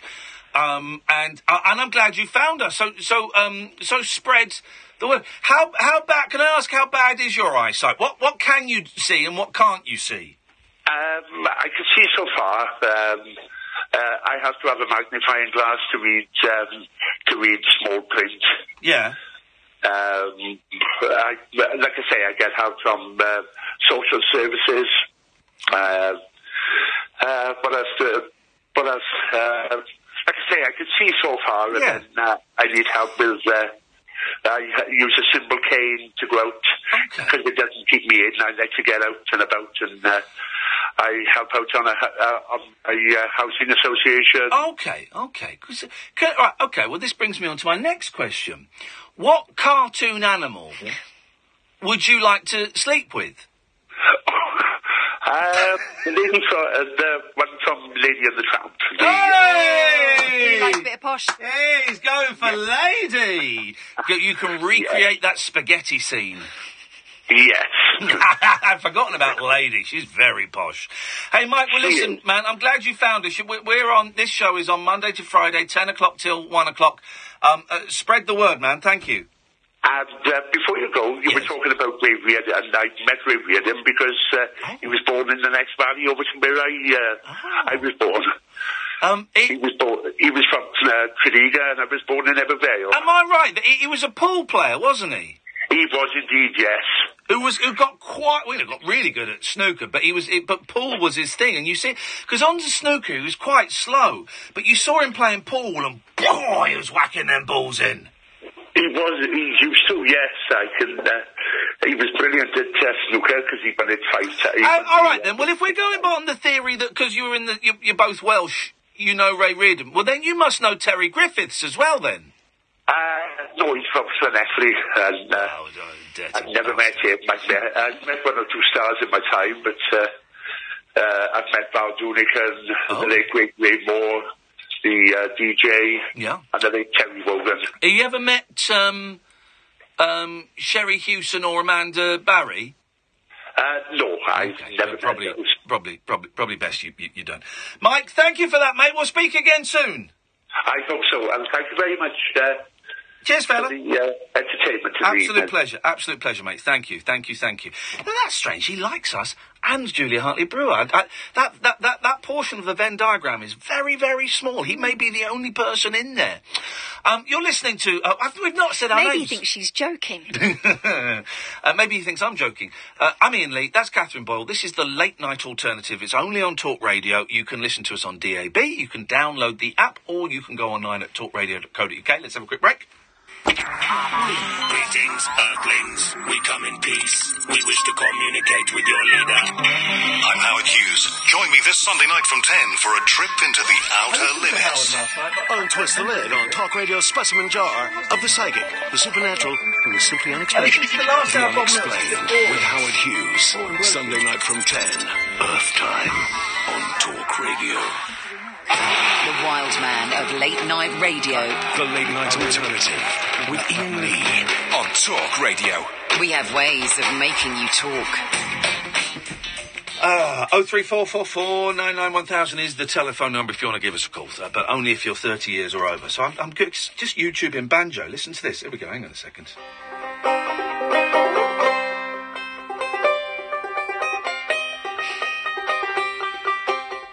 Oh, he's gone. Where's he gone?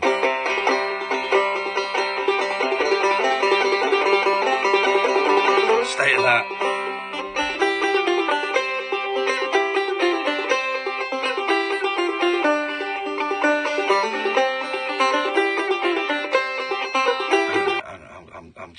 I've just typed in Star Wars banjo, and there's loads of it. Look, there's loads of it. Madeleine?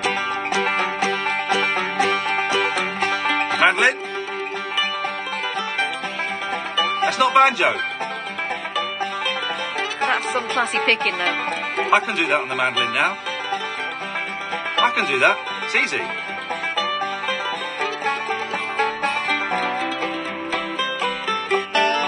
Oh, this is great. Slide. Technically, it's a lap steel. But... Oh, okay.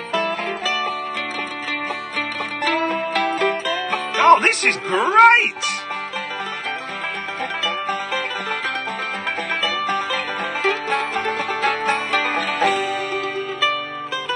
Is it all the same guy?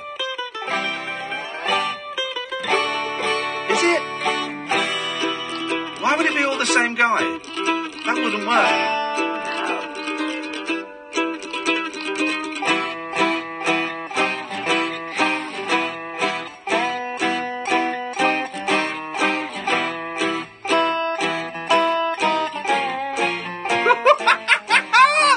This is great.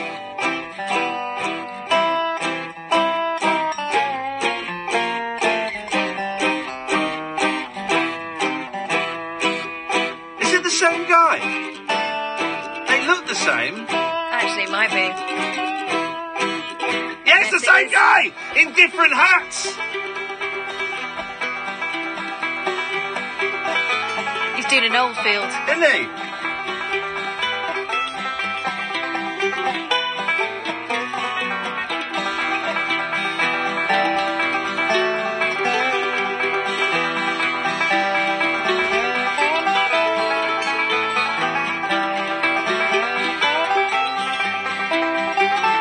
He's on Twitter, look.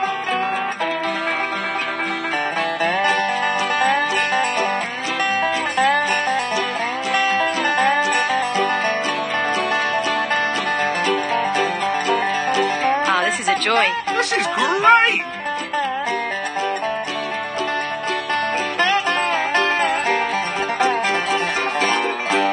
Oh, mate, I'm going to tweet him. Let's talk to Robert in Doncaster while I tweet. Good evening, Robert. Good evening. How old are you, Robert? 38. What year were you born? 1979. Okie dokie. Oh, it's Rob Burnett. So, you're playing a rager. Yes. You've got a lumberjack shirt on. Yes. And you're playing the banjo. Yes. And you're back on telly. Yes. There's a connection there somewhere. Yes, there is. I'm on the up. I am rising. All of my trolls, everybody who's been having a pop at me online, forget it. Your day is done. This is the rise. This is the ascent. This is the second coming. I am back. And everybody that was rude about me after Sunday brunch at the weekend, oh, he's a tosser, oh, he's an idiot, oh, he's a twat. Oh, sorry about that. Yeah, I know. It's a bit personal. But everybody who's rude about me, deal with it, guys. I'm back. And everybody can kiss my pale ass. Robert. Anyway, I've got someone in my life who calls me daddy now. That's weird. Yeah, there's some girl's got a house around the corner if you're coming this way for a rabbit hole. Hey, come on, Rob. There you go. Topic. Yes. Right. Yes. MBEs last week, did you see them? I saw that Twiggy got one. Not Twiggy. Sandy Shaw. Sandy Shaw. Yes. And who else? Dusty Bin? Emily Sanday. Did she? She did, yeah. Yeah. I saw her in concert once at the Hammersmith. Did she get it for that? 3 songs. Yeah. Services to music. She was everywhere for a while, wasn't she, Emily Sanday? She was everywhere. I liked the songs. So it's too early. Oh. So yes. Why don't we say you can take an MBE off of someone? Yes. And give it to someone else who's more deserving virtually. Oh, okay. So you're going to take Emily Sanday's MBE. Imagine how proud her mum must be.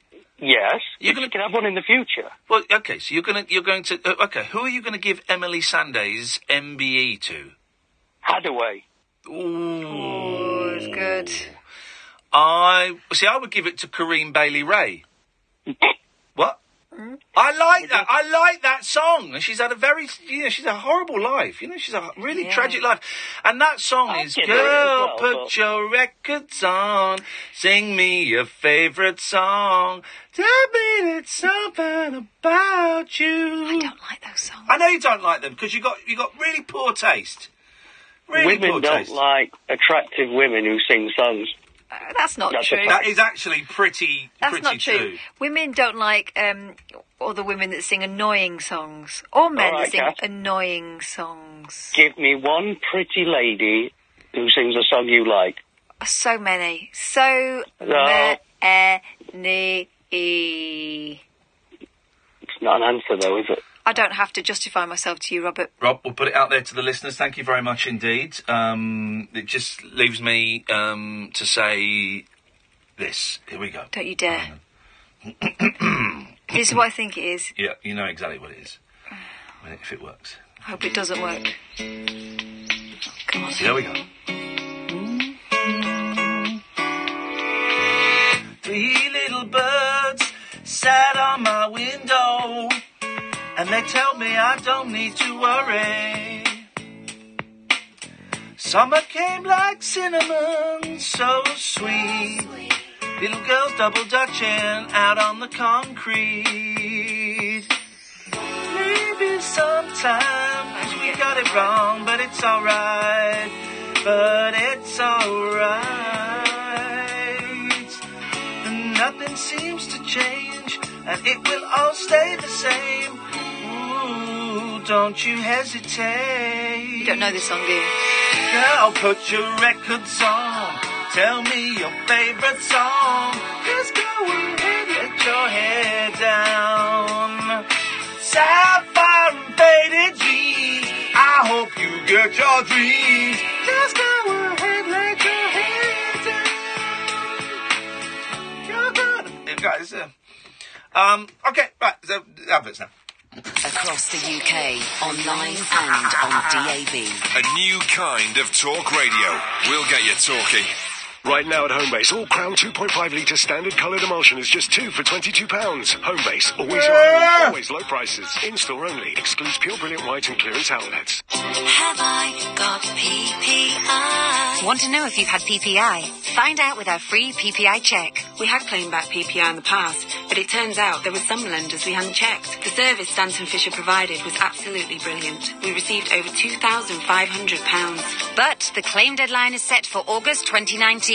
So text check to 80800 for your free PPI check. Have I got PPI.com? That's check to 80800. Ian's proper croque monsieur. The odd thing about me and my dad's love of a croque monsieur is that we've only been to France together once. It was back in '93 and it was the last thing we ate before getting back on the ferry. So every time he comes over now, I make them. Nice thick cut white bread, a couple of slices of cured ham or turkey, and of course, Gruyere cheese. I think that's how you say it. Enjoy your own croque monsieur, smothered with our finest Gruyere. Food love stories, brought to you by Tesco. Customer service, don't get me started. When someone calls me, I speak to them. I don't put them on hold to some fancy pants classical music before passing them on to someone they've never spoken to before. Rude. It's time someone made customer service better. They have. At Car Finance 24/7, you get your very own personal advisor from start to finish. That is better. That's carfinance247.co.uk. Car Finance 24/7 is a broker, not a lender. I'm there as she's rushed down the corridor of A&E. Her blooded hands are hanging limp from the side of the hospital bed. She desperately needs a transfusion. She keeps asking for her fiancé. We turn the corner, and I'm here, finally, in the snack aisle. I pick up a selection of crisps before realising that I forgot the potatoes. Back to the fruit and veg aisle it is then.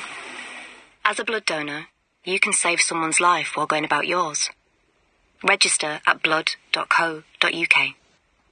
Across the UK, online and on DAB. Jamie East on Talk Radio. Irreverent afternoon entertainment and essential listening on the UK's premier forum of mind-expanding free speech. Join me, Jamie East. We'll have guests, we'll have phone-ins. Just come to Jamie. Afternoons with Jamie East. Tomorrow afternoon from 1 on Talk Radio. The Late Night Alternative with Iain Lee on Talk Radio. Right. We'll get you talking. Right, so that bluegrass Star Wars, right? We've got no calls. 0344 499 1000. So it's this guy, Jonathan Galletti, right? He's got a few other things on there. Have a listen to this. Here we go.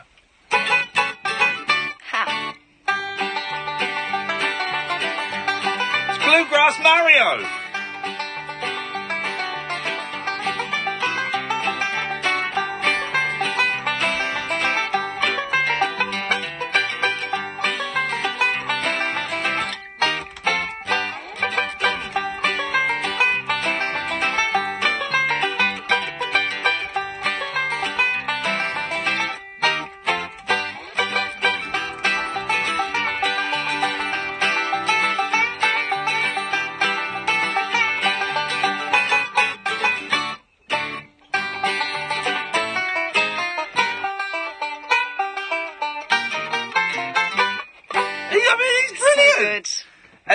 admit, right, this has only got 35 views. It was put up 3 months ago. Listen to this is going to... I've not heard it. It's going to be great.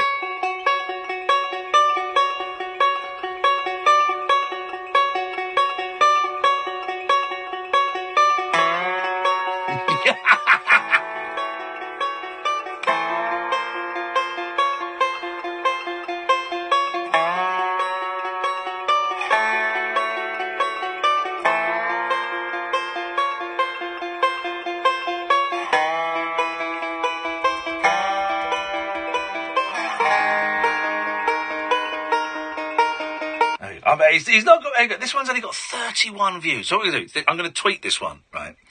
Let's get him a couple of thousand views, okay? Share it, watch it, go and watch it from as many times as you can. Let's get this up to a couple of thousand, right? Here we go. Listen to this.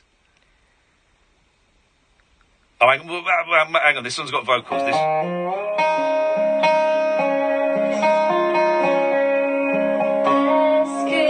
Let's not do that one. I can see why that one's only got 31 views. It's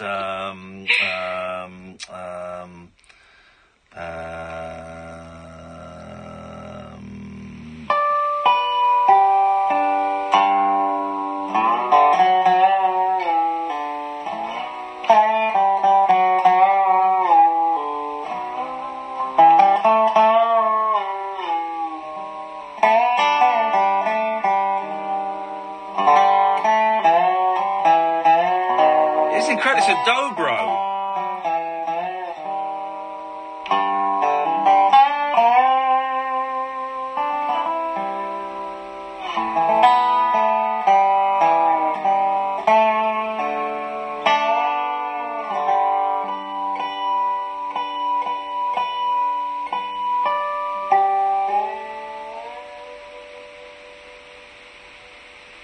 I'm subscribing, brother. I'm subscribing to that. I'm subscribing to that. That was incredible. Excellent stuff. Simon's on the line. Good evening, Simon. Hi, Ian. How old are you, please? I am 43. Yeah, you sound it. You sound old. I'm not even going to check the year. World weary. He sounds old, doesn't he? Sounds like an old boy. What have you got for us? I'm very old. A few weeks back, you were talking about cover versions. Yes. Good ones, bad ones. Yes, pointless cover versions, yes. One of your favourites, I know, the Monkees. Yes. Cover version of one of my favourite songs, I Want to Be Free. Davy Jones sang it. Yes. Done by Richard Marx. As in Right Here Waiting. Have you heard that? Yeah. It's a good version. Yeah. Surprise me. Say it. Play it. They don't think it's very good. I don't think it's a very good song. You don't like it? No, I don't like the song and I don't like his version. It's a weird song, right? Because it's supposed to be like the Monkees, obviously a rip-off of the Beatles, so it's meant to be their version of Yesterday, right? But Yesterday is all about wistful love. But the lyrics of I Want to Be Free is basically saying, think you're getting a little bit too close. Can you back off, baby? I want to go and sleep around. My world. Yes, exactly. Oh, picture of that huge bum there. I'm trying to hide that. So, Simon, I cannot allow that into the canon of a good cover version, I'm afraid. Okay, what's your favourite Monkees track? It's going to make me sound like a fraud, but it's Daydream Believer. I've got to get down and dirty. It's Daydream Believer. Yeah, I think that's the Pleasant Valley Sundays, another favourite of mine, I think. Second favourite, As We Go Along. Do you know that song? No, I don't. You have permission to bunk off now and go and listen to As Well. Don't tell you what we'll do. No, you won't. We're going to play it at the top of the hour, As We Go Along by the Monkees. Right. There's a song. Okay, cool. One other thing. Yeah? Has the NTA been found? Say that again? Has the NTA been found? Oh, I don't know. No, the National Television Award that was won by I'm a Celebrity, Get Me Out of It. I don't know. No one's been in touch with me to say that it has been found. So I think we can assume, Simon, it's still missing. And my money is still on Dennis Wise. Did Dennis Wise reply to you? No, he did not. He did not. So I think... A sign of guilt. Wisey, not so wisey. Thank you very much indeed, Simon. Let's go to John. Good evening, John. Hello, how you going? You all right? I'm all right, thank you. John, what you got for us? Good stuff. A couple of things. I haven't phoned in for a couple of weeks. I was going to rattle through a couple of bits. Yeah, go on. You do what you want. Celebrities begin with JL. There we go. This is great. But let me just say, John. If people are listening, going, hang on, I've been listening all night. What's he talking about? If you heard something on a podcast, if you heard something on a show from a year ago, anything, you can phone in about it. You might have to jog my memory a little bit, because I don't remember what I did yesterday. But I do remember the JLs. But you can phone in about anything we've talked about in the past, or anything we may talk about in the futures. So it's up to you. Go on, John. So I was going to say, I don't know if you've had this one, but Josie Lawrence. Yeah, we had that, John. You can call in, but you got to we had that one. We had her quite early on, I think. I thought she had gone quite early. Yeah. See, when I was growing up, she was like, I always wanted to be a stand-up comedian. I used to watch Whose Line Is It Anyway? Yeah. And she was one of my favourites. And I thought, oh yeah, she probably would have gone, but I'd give it a go anyway. Yeah. Unfortunately, unlucky. The other thing was, if you're still giving away films, I would like to claim A Few Good Men. It's yours. I bet they're, hang on a second, stand back. Everyone stand back. I bet there's a few listeners out there that would like to claim A Few Good Men, I'm talking about the Jack Nicholson one. Yeah, I know, and I'm saying that actually men, a few of them, good ones, for sex. And especially after I just said I'd like to give claim Josie Lawrence as well. Okay. Yes. Can I just say, Catherine has given me the filthiest look ever there. I was improvising. I was inspired by Josie Lawrence, inspired by Whose Line Is It Anyway. I was improvising. You misjudged the tone. I don't think I misjudged. You're talking about Hung Like a Donkey, about Eeyore. Well, he's a donkey. And I'm talking about A Few Good Men servicing someone. And then mentioning Josie Lawrence, who's not asked to be involved in this narrative at all. I've not nothing to do. It's John. I mentioned Josie Lawrence. You mentioned cloning her. So it would be the clone of Josie Lawrence that would be involved in this scenario. So it's not humanising her. Well. You raise a good point. Is a clone a human? Yes. I would argue no. Yes. No, it's not. It's not the original human. The clone wouldn't have the memory of the human. No. So that would be weird then, though, wouldn't it? Because it wouldn't actually be. None of this is not weird. The person. It would look like Josie Lawrence. And it would sound like Josie Lawrence, but it wouldn't have the memories of Josie Lawrence. We're going a bit down the sex bot route thing again. Oh, have you heard? There's in Scotland, there's a very enterprising young lad. What's the guy's name? Stephen Crawford. Who set up Britain's first and so far only sex bot brothel. There was another one, but it was forced to close. No, it wasn't another one. It was a shop that sold sex bots, and you could go and try them. It was on a trading estate. But I've really read about this story. So he set up a sex bot brothel, right? It's only got one sex bot. So I don't think that really constitutes a brothel, then, does it? It's a brothel, no. Yeah. She's a sole trader. But it really brings up an ethical thing, because he's going, I'm doing nothing illegal. Basically, he's letting everyone have a go on his dog. No. Basically, he's renting out a room for people to knock one out in. That's all he's doing, and that's not illegal. And so it's a really interesting point of law. Look at that. Do you want it, Paul? Have it. You want it? I've got a box full of them. Go on, it's yours. There we go. Yeah, of course. I've got a box full of them. People don't know what you're talking about. I'm giving Paul Ross sex bots. I know. No, it's not a sex bot. I'm giving him a Michael Nesmith album. I've got a box full of them, Paul. Have it. It's yours. Go on.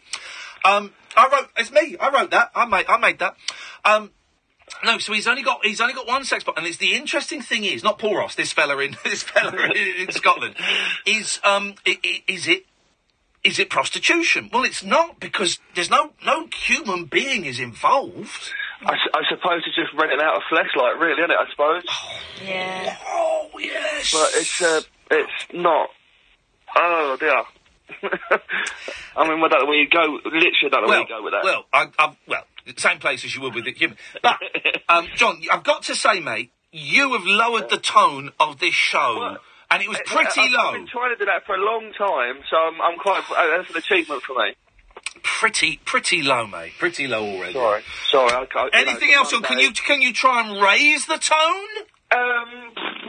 Let's try. I saw on your Twitter thing when you were tweeting out about the beginning of the show about cutting widow's peaks and cutting hair. Yes, downstairs hairs. I'm not going to go below the belt, but to try and raise it a bit, I did cut my own hair once.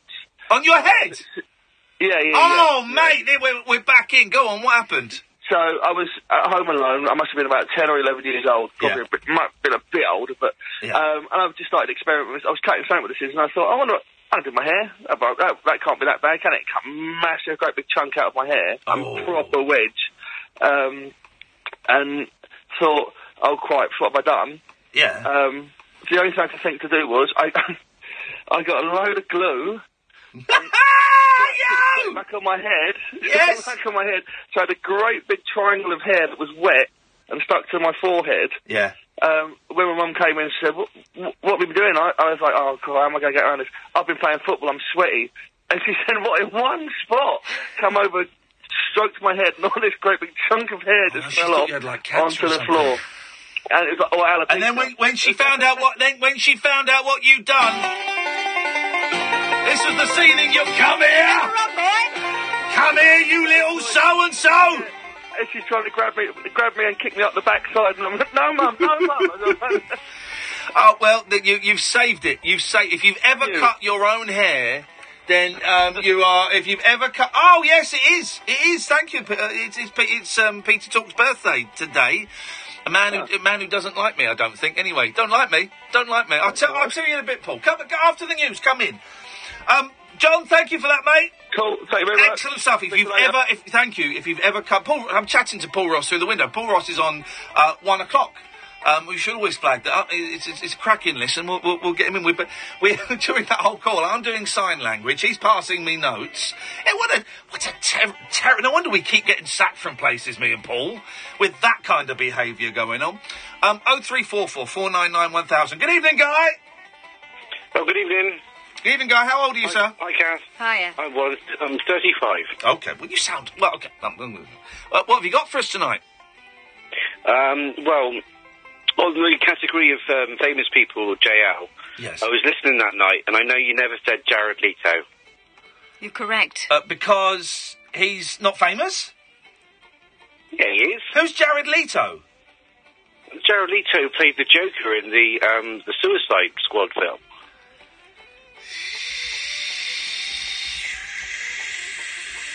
I mean,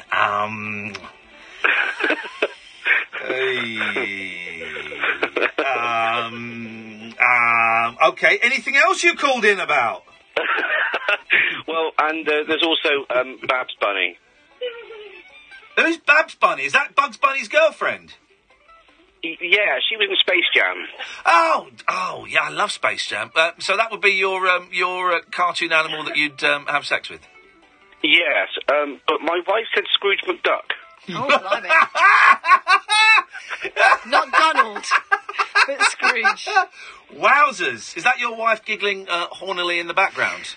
Yes, it is, yeah. Well, you two, you go and buy a Scrooge McDuck outfit and you show her what it's like to be tight. I meant, no, I don't mean... No. Stop music. I didn't mean it like that. I meant financially. Because I swear to God, I meant financially. I promise you, I swear on my life, I meant that was not a slur on your good lady wife. That was because he's tight. Just stop saying it, man. Thanks a lot, Guy. Cheers for nothing. That was uncomfortable. Of course I knew what I was saying. Talk Radio. Contact Talk Radio. Call 0344 499 1000. Text Talk and your message to 87222. Text costs 25p plus your standard network rate. Or you can tweet us at Talk Radio. Talk Radio. We'll get you talking. Brighten up your mornings and take a break from the New Year blues with Mike Graham on Talk Radio with the Sun Holiday Shop. Listen to Talk Radio every weekday morning from 10 for 3 hours packed full of fabulous features, great value guests, and quick-fire calls on all of the day's top talking points. Don't miss Mike Graham on Talk Radio with the Sun Holiday Shop. Great value breaks all year round, brought to you by the Sun Holiday Shop. For more information, go to thesun.co.uk/holiday shop. At Wickes, there's 15% off all tiles and flooring on top of existing offers, helping you do your project right. Wickes, let's do it right. Football. Adrenaline ball. Boost sport to the power of 10 ball. But could it be better? With the Soccer Special Price Boost from Sky Bet, it could. And if the boost doesn't win, we'll give you your money back as cash. See the boost, bet the boost, feel the boost. Soccer Special plus money back if it loses. That's betting better. When the fun stops, stop. 18 plus. BeGambleAware.org. Max stake varies. See bet slip for details. Cash stakes only. First 300,000 customers. Eligibility restrictions. Further T's and C's apply. Brilliant from Pogba. Oh, Dele Alli on Dybala. Hazard skips past Messi. Here's Aguero. Good drive. Oh, Salah! With BT Sport, you'll see all 5 English teams still in the UEFA Champions League. It's free for 18 months with BT Infinity, now $24.99 a month. Search BT Broadband before the 22nd of February. Be there, BT Sport. With BT Sport on Sky, $9.99 setup, 18-month contract, then $44.99 a month. Prices may change. New customers, 30 gigabytes usage. Direct debit. Terms apply. There are so many reasons why I got into teaching. One of the best things is the light bulb moment. When you see a pupil suddenly understand something, that's really, really special. Every child is so full of potential, and the thing that makes me proudest to be a teacher is seeing them realise what they are capable of. I don't think any other job can give you the same satisfaction. That's why I chose to teach. You could get £26,000 tax-free to train. Search, apply to teach. Selected subjects only, subject to eligibility. Hello, across the UK, online and on DAB. Talk Radio, on the hour news headlines. With the latest Time Card Hartley, Oxfam is to be investigated by the charity Watchdog over the prostitution scandal engulfing the organisation. His deputy chief executive has resigned, saying she takes full responsibility for the behaviour of her staff in Haiti in 2011. Meanwhile, Oxfam's former head of safeguarding claims it's received 3 allegations of child abuse in its shops. Sky's senior political correspondent Robert Nisbet has the details of Helen Evans' statement. She claims that she realised that Haiti was just the tip of the iceberg, that she uncovered dozens of cases, including 3 allegations of child abuse in Oxfam shops, we assume, but she doesn't go into details, here in the United Kingdom. Unions say 260 workers are to lose their jobs at Bifab at marine engineering yards. Sites in Fife and on Lewis are expected to shut by early summer. Now, Theresa May's urged Northern Ireland's political leaders to make one final push to restore the power-sharing executive. While some differences remain, I believe that it is possible to see the basis of an agreement here. There is the basis of an agreement, and it should be possible to see an executive up and running in Northern Ireland very soon. There's optimism from the PM, Irish counterpart, and the 2 main parties at Stormont following a day of talks in Belfast. There hasn't been a functioning government there for 13 months. Detectives investigating the disappearance of Madeleine Mccann have applied for more money for the search. The Home Office confirmed it's considering an application from the Met Police. And London City Airport is expected to open as normal later after closing because of a Second World War bomb which has been found. Bomb disposal experts will work through the night to safely remove the unexploded shell from the River Thames. After a cold night, rain in the south and west will move eastwards. Stoned Mickey is the best voice. And as we go along from the flop, but yet wonderful movie head. 0344 499 1000 is the phone number. This is the late night alternative on Talk Radio. We are here Mondays to Fridays on DAB, on mobile phone app or online at talkradio.co.uk. 10 o'clock till 1 o'clock, 5 o'clock in the morning it's James Max, at 1 o'clock in the morning it's Paul Ross. Catherine Boyle is there. Hi. And for the first time this evening we have an empty switchboard, which is beautiful. If you're going to call in tonight, 30 plus please. We'll go back to tomorrow. Free for all. Free for all, silly kids, all that stuff. But tonight it's, you want to come in, Paul? Come in. Of course you don't need to ask. We don't stand on ceremony in this place, for crying out loud. Sit down. How you doing, though? Very well indeed. Thank you so much for that remarkable Paris Studios album. It's a pleasure. So you've not only produced it, you wrote the sleeve notes. I wrote the sleeve notes. There's some quite long words in there. I know. I got it spell checked. Because I got a record label, me and my friend Glenn, and we released Monkeys Records, and that's our first Nesmith release. Wow. You've got a limited edition orange vinyl there. Wasn't orange the original pop colour when RCA launched 45s? Yes, I think it was, wasn't it? Why did you choose orange for mine? Because it looked quite nice with the cover.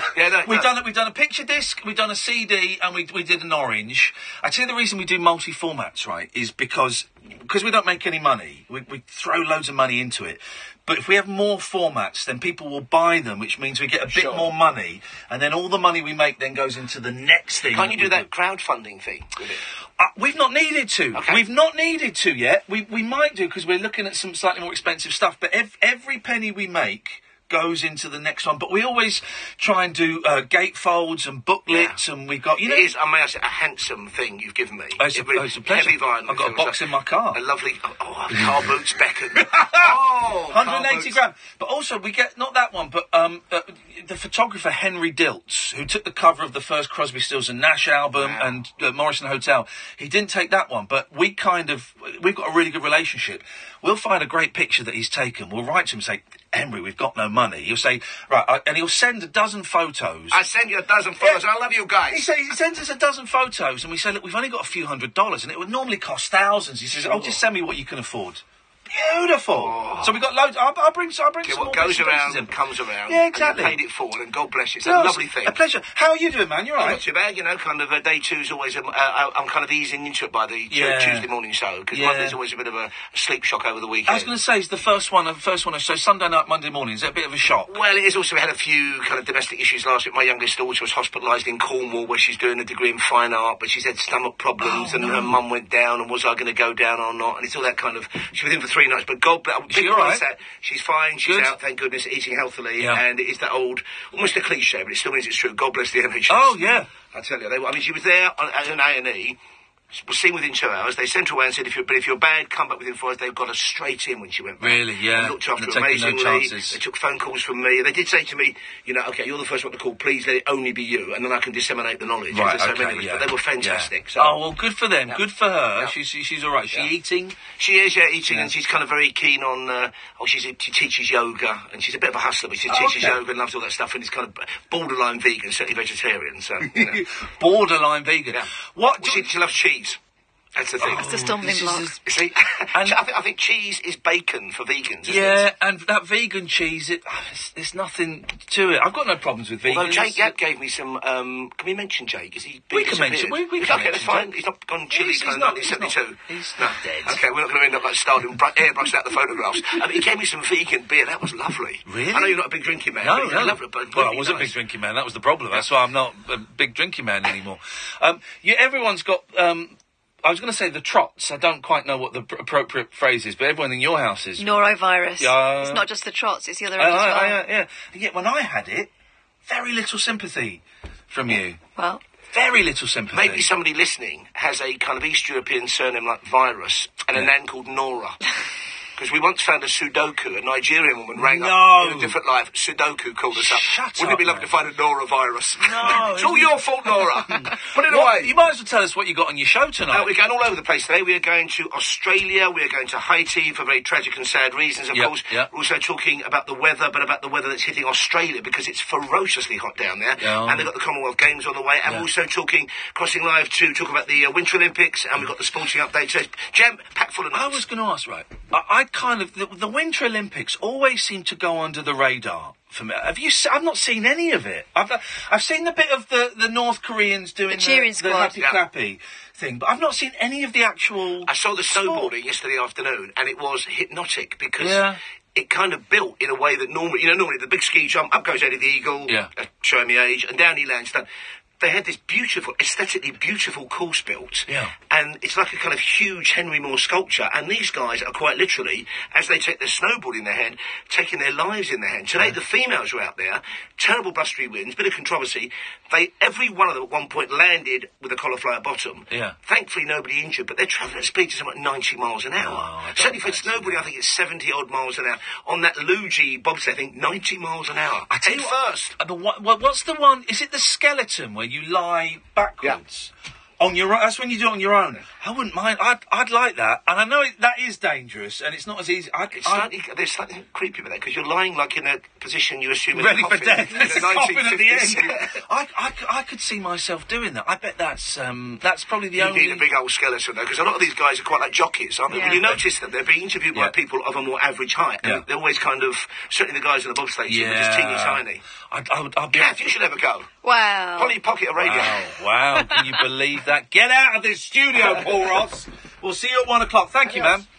0344 499 1000, and Paul's on all week at 1 o'clock, and it's great that finally we've got a through the night show. We didn't have one. We did bits of it sometimes. We'd have a lock in, and then it would go to Talk Sport, and it's good we got someone decent. Slowly but surely, this radio station is taking shape. Slowly but surely, guys, it's getting somewhere. 0344 499 1000 is the telephone number if you want to give us a call.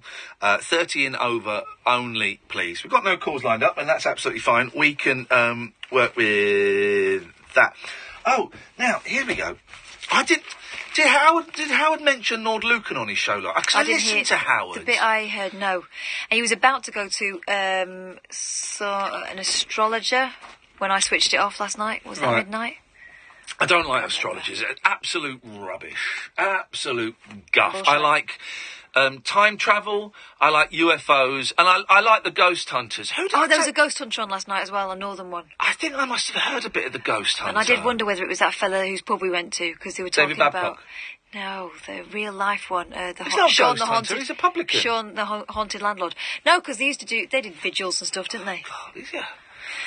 Hey, I mean... Anyway, so they were talking about all these machines, and and they were talking back to us. No, they weren't. My youngest asked me, the youngest who came in and asked the listeners once for ghosts, have you ever seen a ghost? And then absolutely crapped himself when people phoned in. That was funny. He still has nightmares about that night. People phoned in with their ghost stories, and he still asks about the dog. But he misunderstood one of the stories, right? So someone mentioned an outline of a cat, and he just thought he meant... You could see its bones and all its insides and stuff. But he still talks about that. And the other night, I picked him up from school. He stood there, and he went, Daddy... So a ghost's real? And I said, I don't know, son. Honestly, I don't know the answer to that one. Some people think they are. Some people think they aren't. I tend to think they're not, but I'm actually more open-minded now than I was. Next question is always, are zombies real? I say, no, zombies are definitely not real. That is not real. But ghosts? Well... I don't know. Zombies aren't real.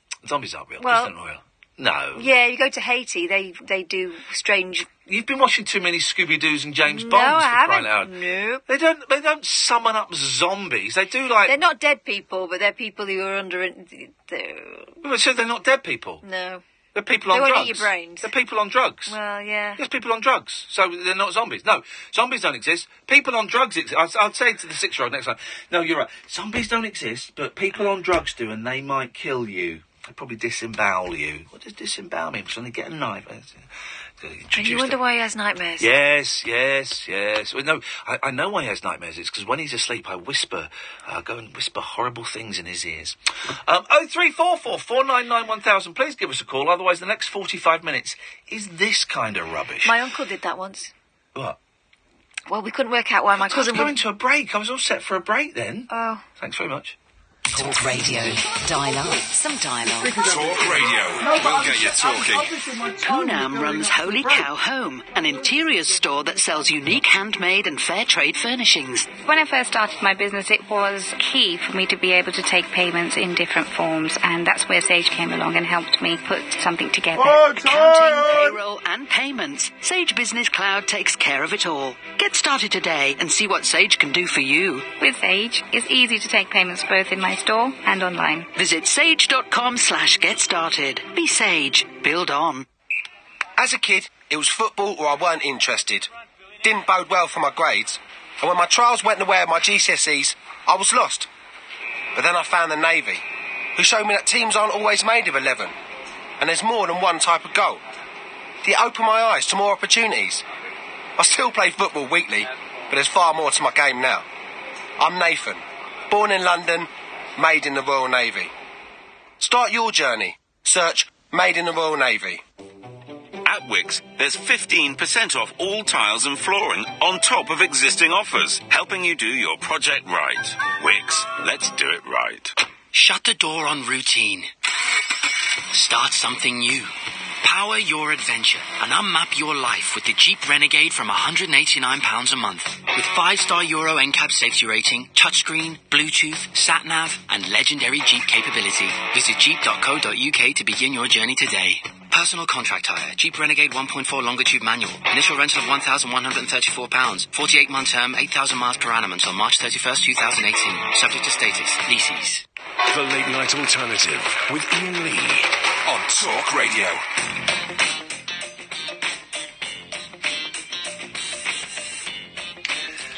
Alan Wagner.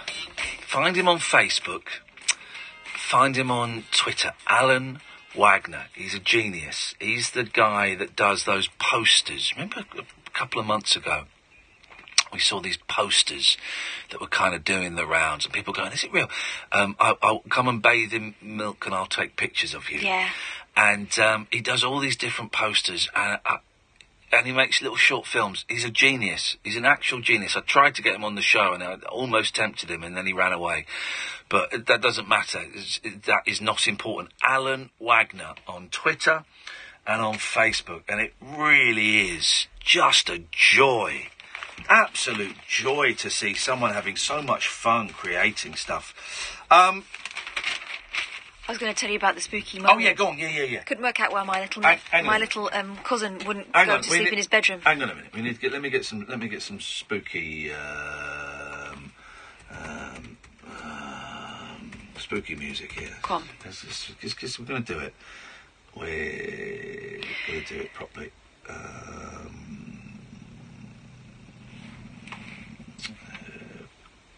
Here we go. All right, away you go. Go.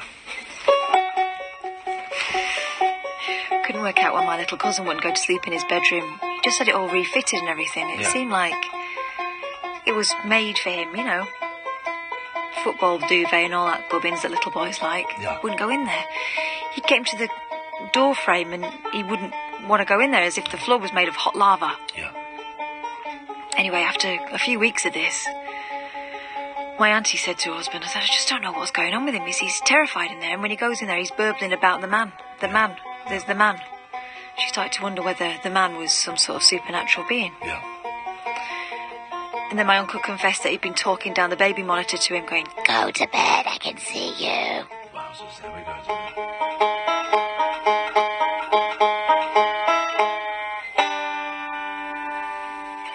Very, very spooky. Baby monitors. Baby monitors. Fun with I've done that with my mother-in-law with baby monitors. What did you say to her? Oh, well, I was just shitting her up. Because we stayed, loads of us rented this sort of old house, and it was just a bit creepy and a bit dark, and two different staircases. 2 staircases, wowzers. And we had the baby monitor and go in the cupboard, all that kind of stuff. Great fun. Lord Lucan's still alive. No. Yeah. Lord Lucan How old will he be? Very 162. Okay. Lord Lucan is very possibly alive and is still a murder suspect, detectives say. The Scotland Yard case remains open even though the peer has been legally declared dead. That's his ruse. He wants us to think he's dead so he can come back and murder again. He's suspected of bludgeoning to death the family's nanny Sandra Rivet in 1974. Lucan, who vanished after the killing, would now be 83. The Met said he is very possibly alive and remains a murder suspect. Although there has not been any proof of life, there has neither been any proof of Lord Lucan's death. There we go. You can't argue with that. It's a power deduction. Scotland Yard's stance was revealed as it blocked a Freedom of Information bid to disclose files from the first decade of the probe. Scotland Yard's stance was revealed as it blocked a Freedom of Information bid to disclose files from the first decade of the probe. Oh, that'd be interesting. 74 to 84. Yeah. That would be interesting. I'd be up for that. He was 39 when he went missing. Police said handing over the papers could harm attempts to catch the peer and anyone who may have helped him flee. Sandra, 29, was killed in the Lucan home in Belgravia, central London. Lucan's wife was also attacked and said Lucan was her assailant. She died last year, aged 80. Lucan was declared dead at the High Court in 1999, despite many alleged sightings. A death certificate was issued in 2016. I mean, you never know. You never know with these things. There's another spooky story. Where's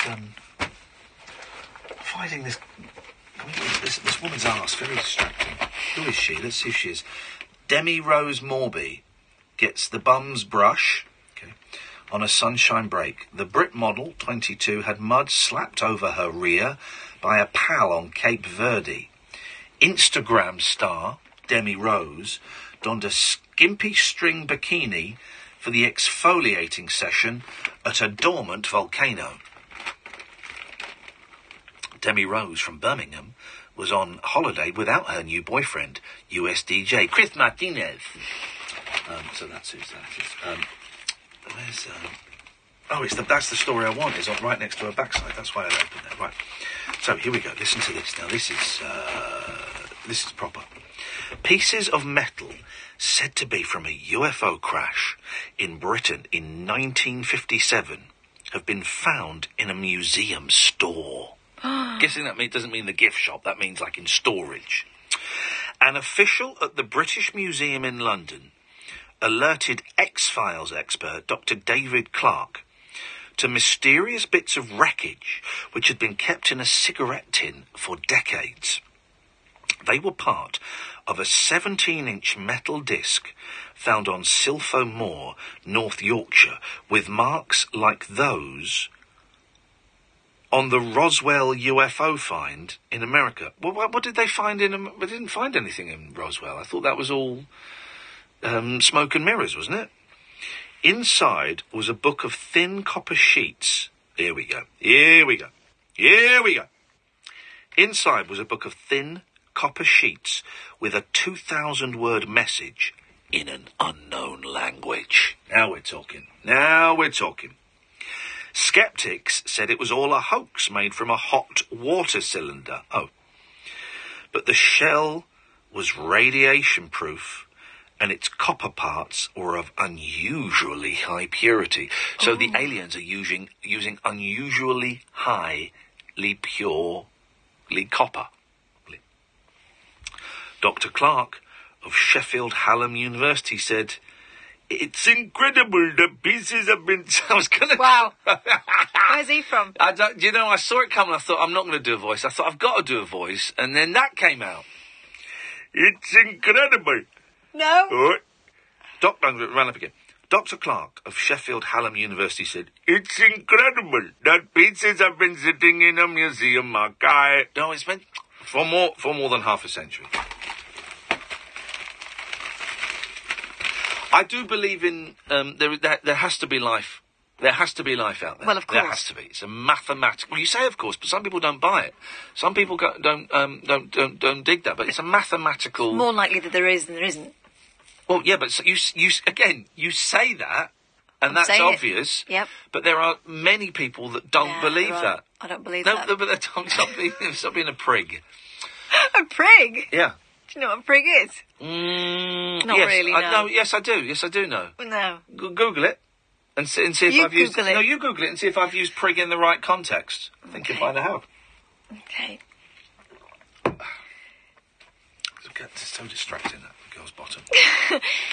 So, a person who shows an inordinately zealous approach to matters of form and proprietary... There you go, you're a prig. No, and I'm not.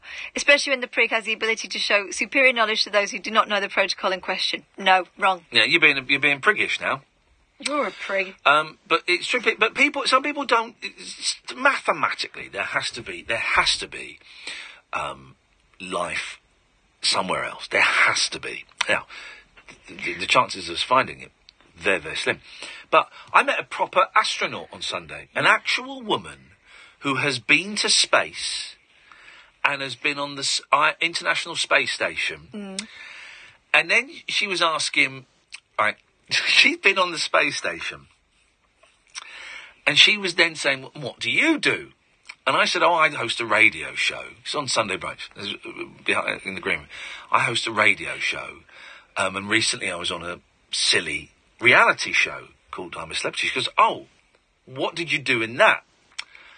And I said, I said, oh, well, I actually rode a fake space shuttle. And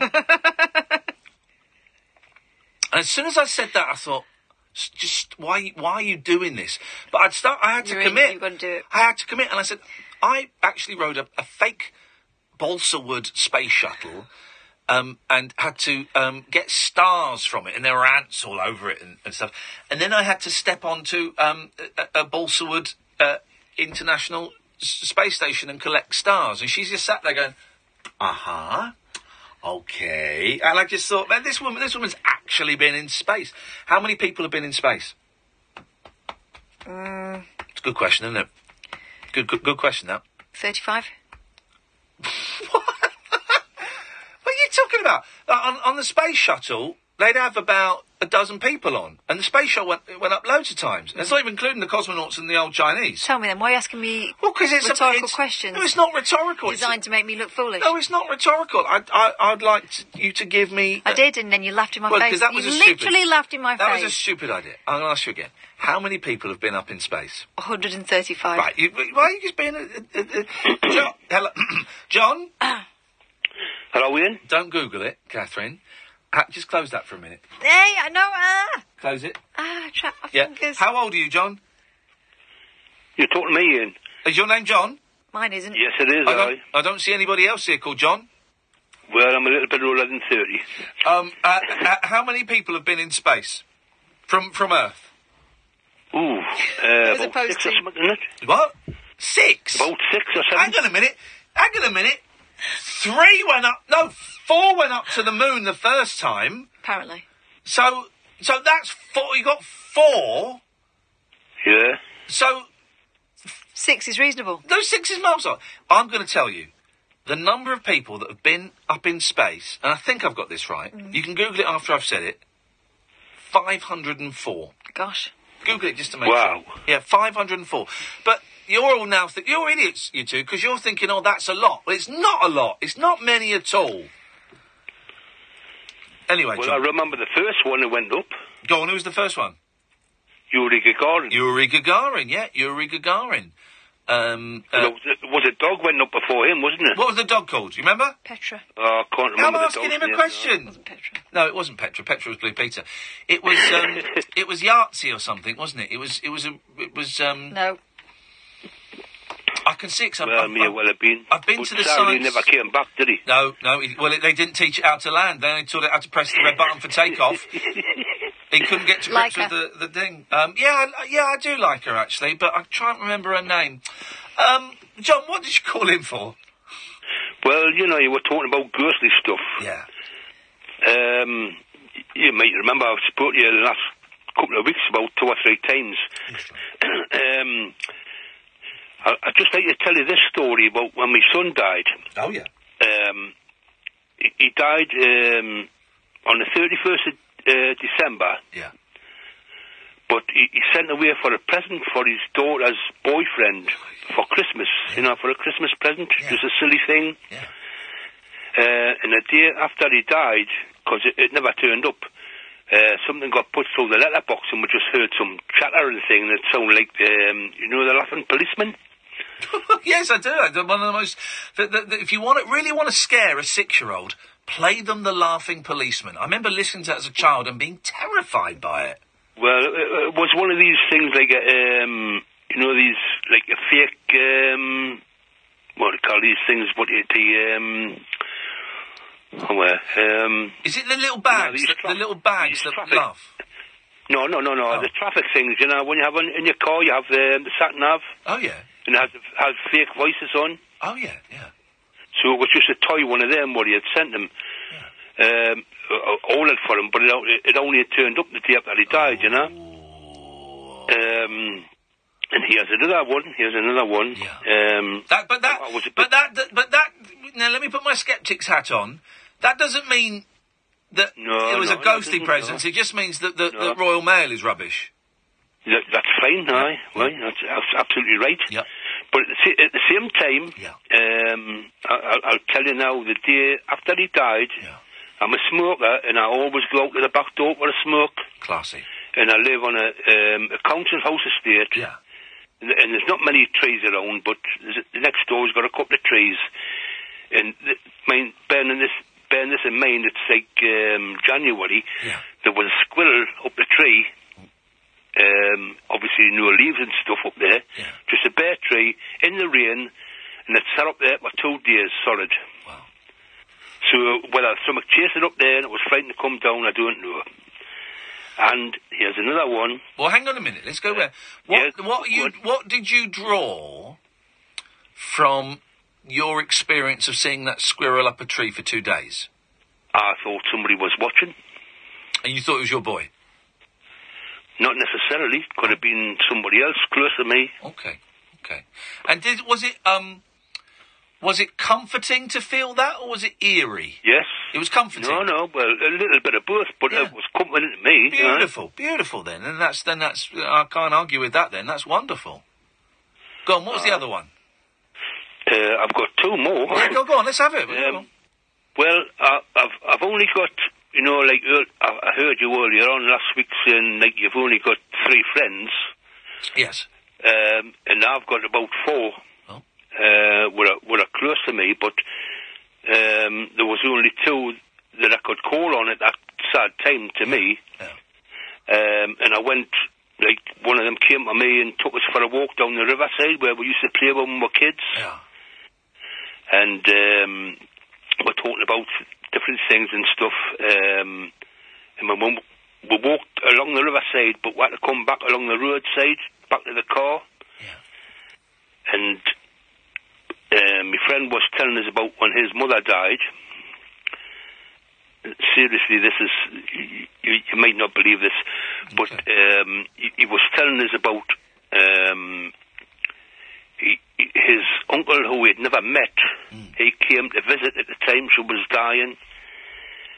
And just before she died, she sat up and she done the death breath or whatever they call it. And the minute he said that to me, I happened to look down on the roadside, and it wasn't on the path, it was on the side of the road. Yeah. Can you remember these little toys you used to get from the joke shop years ago with a little skeleton in a small coffin? Yeah, I do remember those, yeah. Yeah, well, that was in the roadside at the very same time he told me that. Wow. And it wasn't planted because it had all the dirt off the road. Yeah.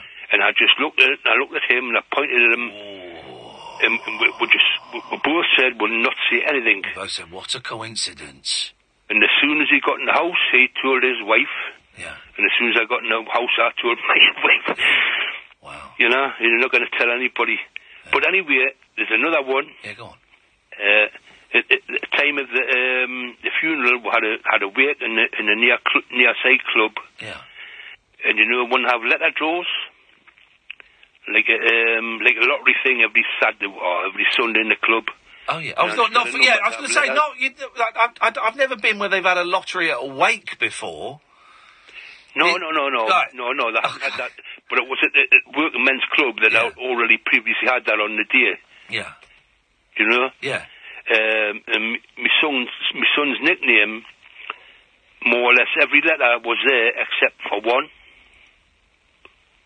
And everybody was commenting on it to me, saying, "Have you seen the letter draw after years?" Well, isn't it funny? I was reminded that when my dad's funeral, I think it was the funeral, it was in Gloucester, and my dad's name was Malcolm. And as we were driving down whatever motorway it is that takes you there, it's the M4, isn't it? Driving down the M4, for most of it, we were stuck behind a lorry. And in big letters on the back of this lorry, it said Malcolm. Now, since then, it's a removal firm, I think. And since then, I've seen these lorries every now and then. I'll see these. I saw one at the weekend. No, I don't know what I'm saying yet, John. But I saw one at the weekend, which is why it's in my head. And also, it was the anniversary of my dad's death a few days ago. And I saw one of these lorries, and I was reminded of this instance. And when I was driving down to the funeral, It was either the funeral when we were scattering the ashes, one of the two. I think it was the funeral. I found it very comforting. I found it funny. Yeah. I found it I comforting. understand that fully, yes. And, but also part of me wonders, the sceptic part of me wonders, had I seen these things all the time, but had just never noticed them? Because when, and I'm not in any way disputing what you said at all, John, I'm just giving my story. No, I'm not taking it that way, Ian. I'm not taking it that way. Good lad, but when someone passes... I'll speak about me. When someone has passed in my life, and I've been lucky it's not happened too often yet, I've looked for some kind of spiritual thing or some kind of magical thing or some kind of I've looked for something that implies their death was not in vain, that somehow they're still around, And me seeing Malcolm on the back of a lorry was beautiful timing, and it comforted me, and that's fine. It made me feel better, and it made me cry a little bit, and it also cheered me. It comforted me.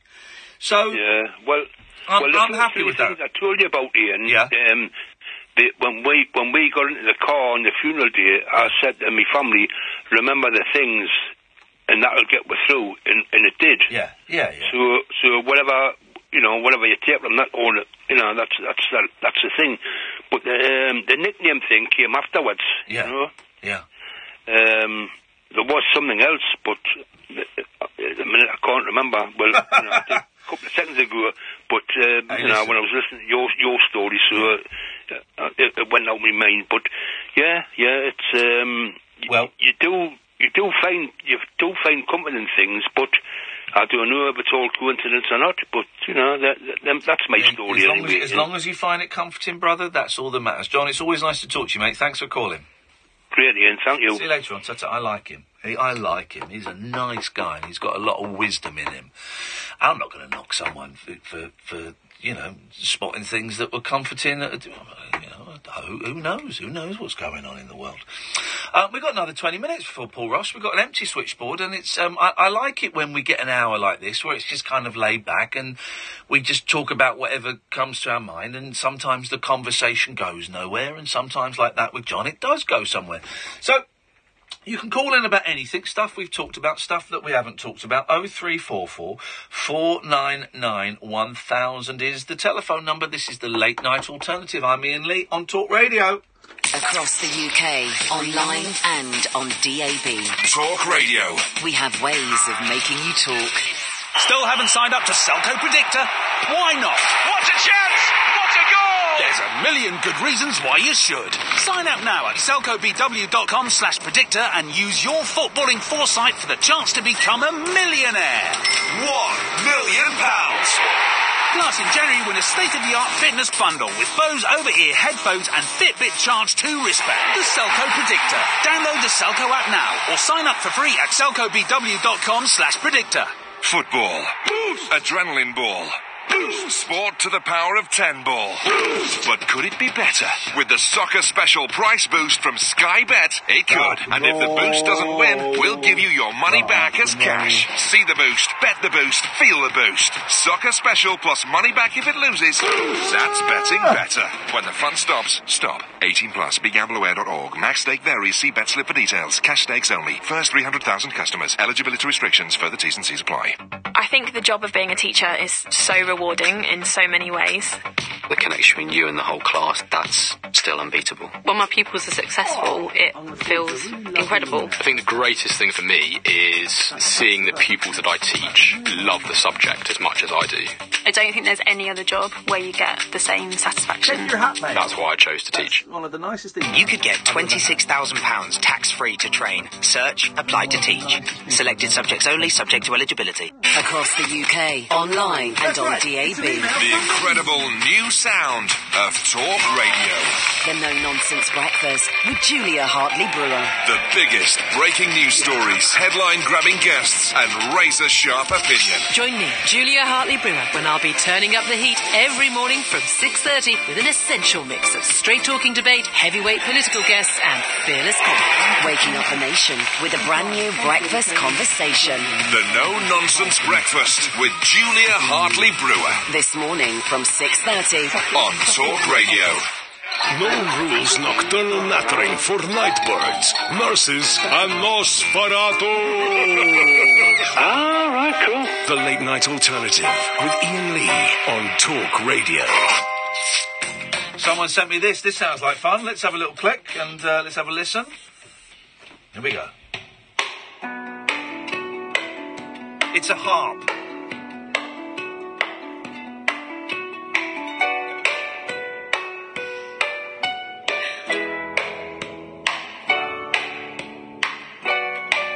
Wowzers, I mean, core. She's banging the harp to get that drum beat. It's a big old harp.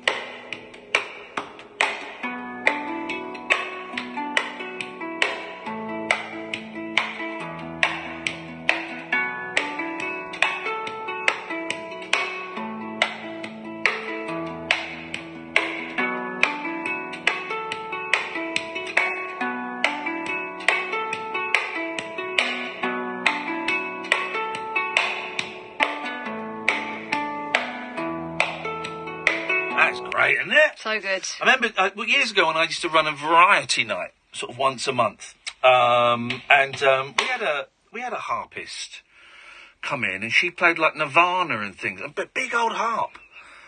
And how did I meet her? I don't know how I met these people. But she came in.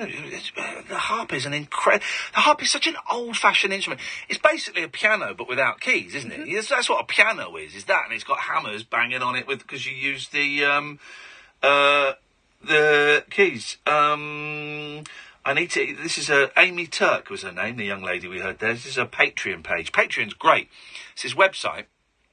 Unfortunately, it's in dollars, but artists and comedians and podcasters and musicians say, look, if you pay me $1 a month or $2 a month, I will make something once a month, or or if you pay $10, then you get ticket, or whatever. The harp is awesome. And can play any kind of music, and I'll prove it to you. I need to either fully work as a wedding harpist and never be heard on the internet again, or I need your help to fund my future videos. Pledge per video, and you'll get the rewards like the chance to make requests and early access. If enough of you pledge, I can make more videos more regularly. Plus, I could do things like themed cover albums, an original EP, and maybe even go on tour. Where is she based, this young lady? I wonder if she's based in the UK. Amy Turk. Let me Google her, because if she's in the UK, we'll see if we can get her in. Google, Amy. Sorry, what is that? That's your Google. Amy Turk, harpist. She's in Surrey. Oh, do you want to send her an email? Yeah, go on then. See if she'll come in one night. Okay. Amy, we're coming for you. I wonder if she's on. I wonder if she's on Twitter. What did I just say? Of course she is. Amy Turk Harp. There we go. Shall I tweet her? Yeah, if you want. Shall I not email her then? Come on, I'm thinking on my feet here, mate. Because you've got a blue tick, she'll respond to you. Yeah, because I'm from the jungle. Hey, Amy, just played your Billy Idol. Would you like to come on my radio show one night? Thanks. There we go. You just reminded me of that Billy Idol, that book. I was going to quote a bit, and I realised I was going to quote a rude bit, and so I stopped myself. Filthy, it's all rude. I was making love to her, like my arm was trapped. Oh God, I nearly broke my wrist. There we go. Speaking of, here we go. This is the real life Billy Idol. It's Andre.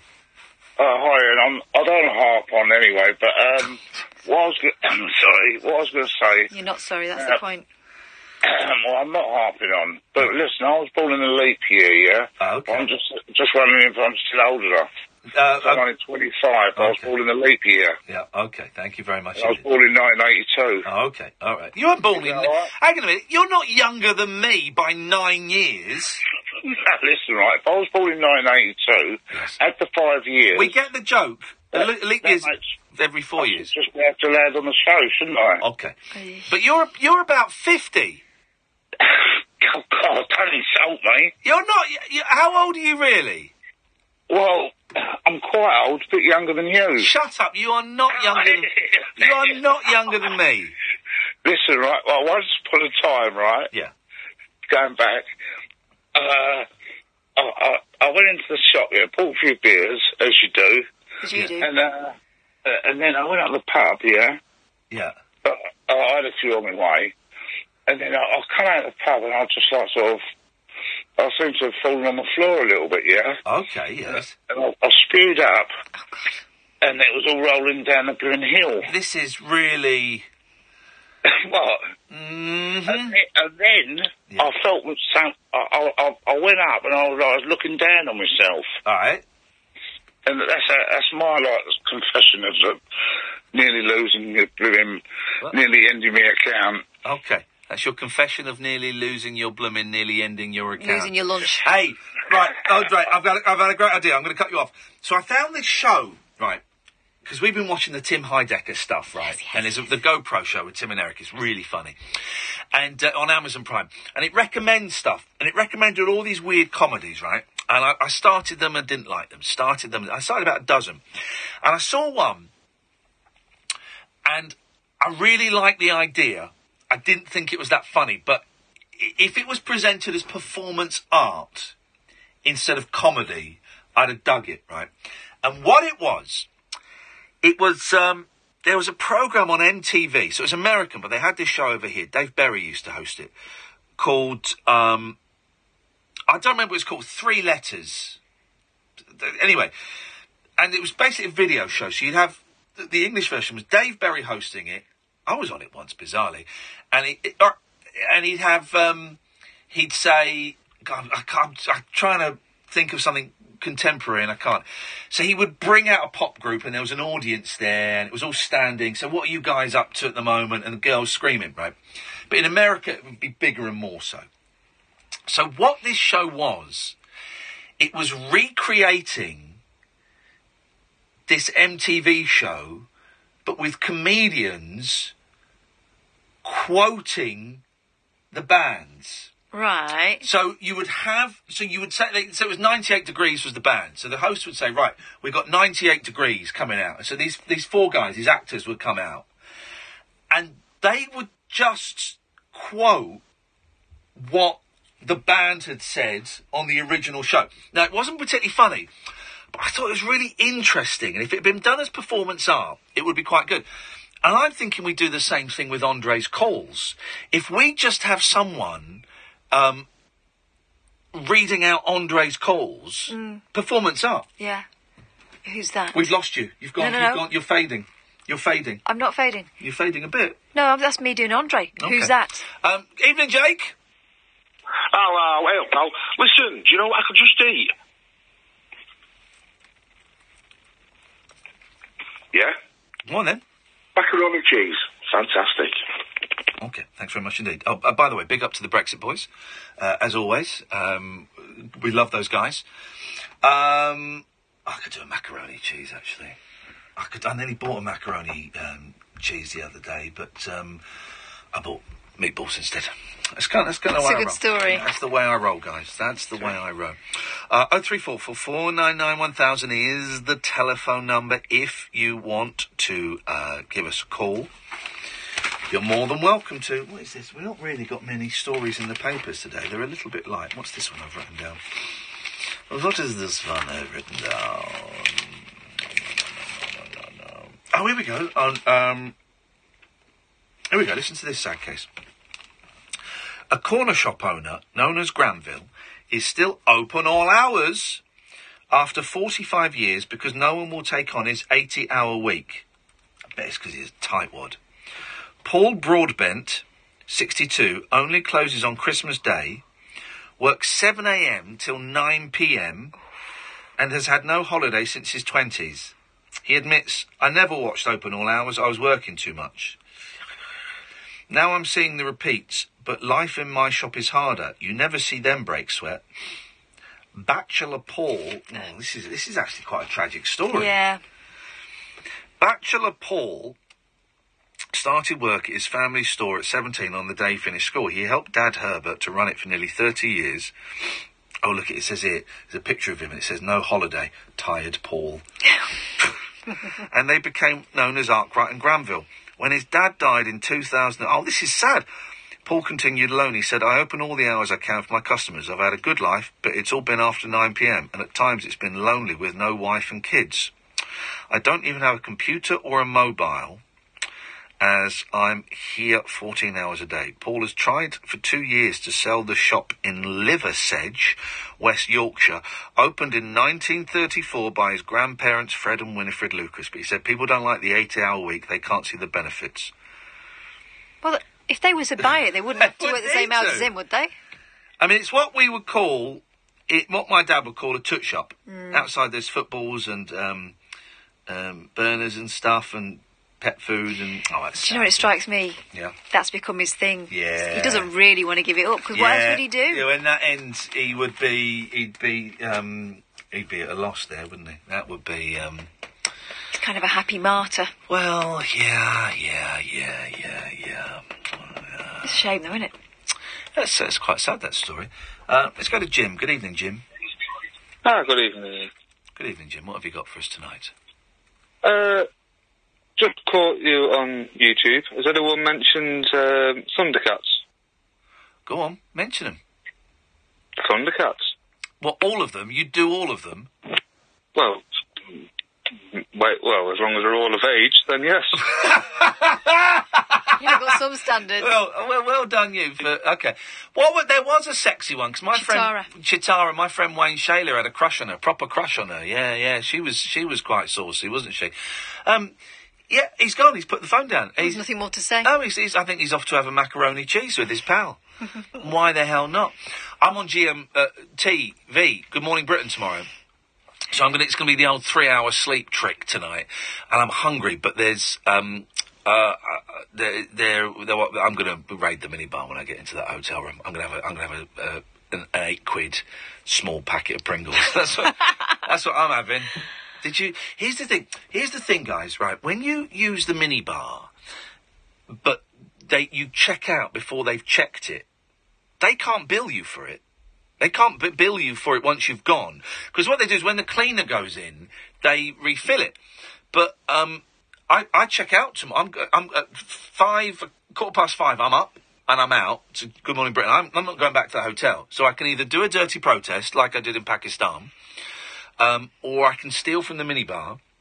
And then they say, did you use the minibar? I go, did I use the minibar? No, I don't think so. And they go, okay, fine. And then they close the account. So then I can go. And then they replay this bit. Well, but then it's on ITV's credit card, so they'll just whack it off to ITV. Yeah. Fine, beautiful. Pringles. That'll do it. Jeremy Kyle is hosting Good Morning Britain all this week.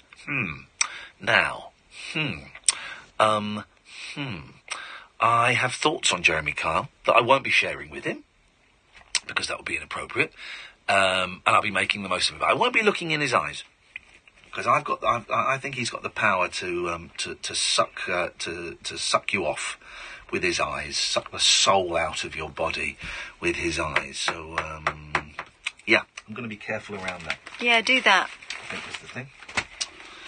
We didn't get to do the dating story in The Sun, which is a shame, because it was going to tell you dating experts V-Day advice for singletons. That's for Valentine's Day. Valentine's Day. Tinder frenzy. Online dating gets pretty weird this week. Even the most meh of app users are suddenly swiping right in a hopeful frenzy. The shaggers... What? This is in a newspaper. The shaggers want in on the action too, as they spy easy pickings. Good grief. And know that even a basic what you doing for Valentine's might do. Gosh. What the response would be, you. Gosh. It's Valentine's tip. The social media shelves. VD, painful but swiftly banished with the right treatment, is paradise for all the loved-up attention seekers. Cue a slew. I've never seen the word slew written down, of kissy-kissy couple photos with endless unbearable hashtags. What's that got to do with VD? Valentine's Day. Oh, right. So it's a double entendre. I guess. So they mean venereal disease, but they also mean Valentine's Day. It's a joke. I think. This is not a joking matter. No. No, that's not a sensible. You don't want VD on Wednesday. I just whack it straight through. Whack them straight through. Hello, caller. No, they bottled it. What happened there? Well, we're done. We kind of peaked it out towards the end. That's it. That's your lot. Subscribe to the YouTube channel, guys. youtube.com/rabbithole. You can also get podcasts of this show. New ones come out every single day. Oh, next Tuesday, I think it is. I've got to double check. Chris Difford from Squeeze is going to be in this studio at 10 o'clock at night. He's going to bring a guitar in as well, and you will be able to watch. And I'm hoping he's going to play it and sing, and not just show off his guitars. That would be disappointing, wouldn't it? So Chris, you're going to play us a guitar? No, I just wanted to show you my Gibson. Nice one, thanks. He's coming in next week, which I'm really, really thrilled about. I'm really excited about. Apart from that, I don't think we've got any guests lined up, which is kind of nice. We'll keep it free for a few weeks, and we'll just peter along and see what happens. If you want to, we'll be back tonight at 10 o'clock. You tell my brain is totally unwinding. Stay tuned, though, dear listener, because coming up after 1 o'clock, it's Paul Ross himself. 0344 499 1000 is the phone number. I've been Iain Lee. That's been Catherine Boyle. Thank you very much for listening to the Late Night Alternative on Talk Radio. Talk Radio. Right. Listen, phone, talk. Talk Radio. We'll get you talking. A new Vauxhall Vivaro comes with 4 years 0% APR representative, up to 4 years warranty, and 4 years servicing and roadside assistance. It's easy to drive, easy on the wallet, and even easier on the eye. That leaves you free to do more of what you do best. Less getting the van sorted, more getting the job done.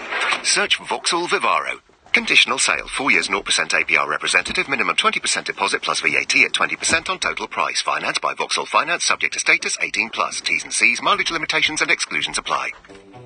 At Wickes, there's 15% off all tiles and flooring on top of existing offers, helping you do your project right. Wickes, let's do it right. Team GB's Elise Christie is clutching her Visa contactless card, about to take on the 10-metre hot drink dash. This pair are faster than a jet plane through zero gravity, Jeff. Whoosh! They certainly are well matched. Elise is a triple world champion, and Visa contactless is rapid too. What a started off great well and team. peaked out a bit, but it's all good.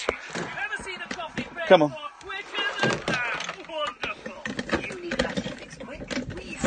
Latte fix quick. Thank you, Paul. This was heading for the charity shop. Ooh. Give it away. But, I urge you to look at page 202. Oh, thank you, mate. It's basically just a coffee table. Some lovely old photos. Oh, lovely. Thank you, mate. Thank you so much for my 180 grand. Absolute pleasure. What have we got on 202? It's Brett Swade coming on. I've done it. I've not read the book yet. He's not come on yet. Soon. How you doing here? Very well, John. You all right, mate? On the Styling Centre at 1. Kim Fowley. Kim Fowley, guys. Right. Thank you, Sam. Thank you. Good show. That was all right. It was some good.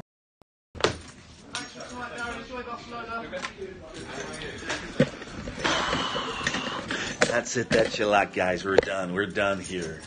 We're done here, guys.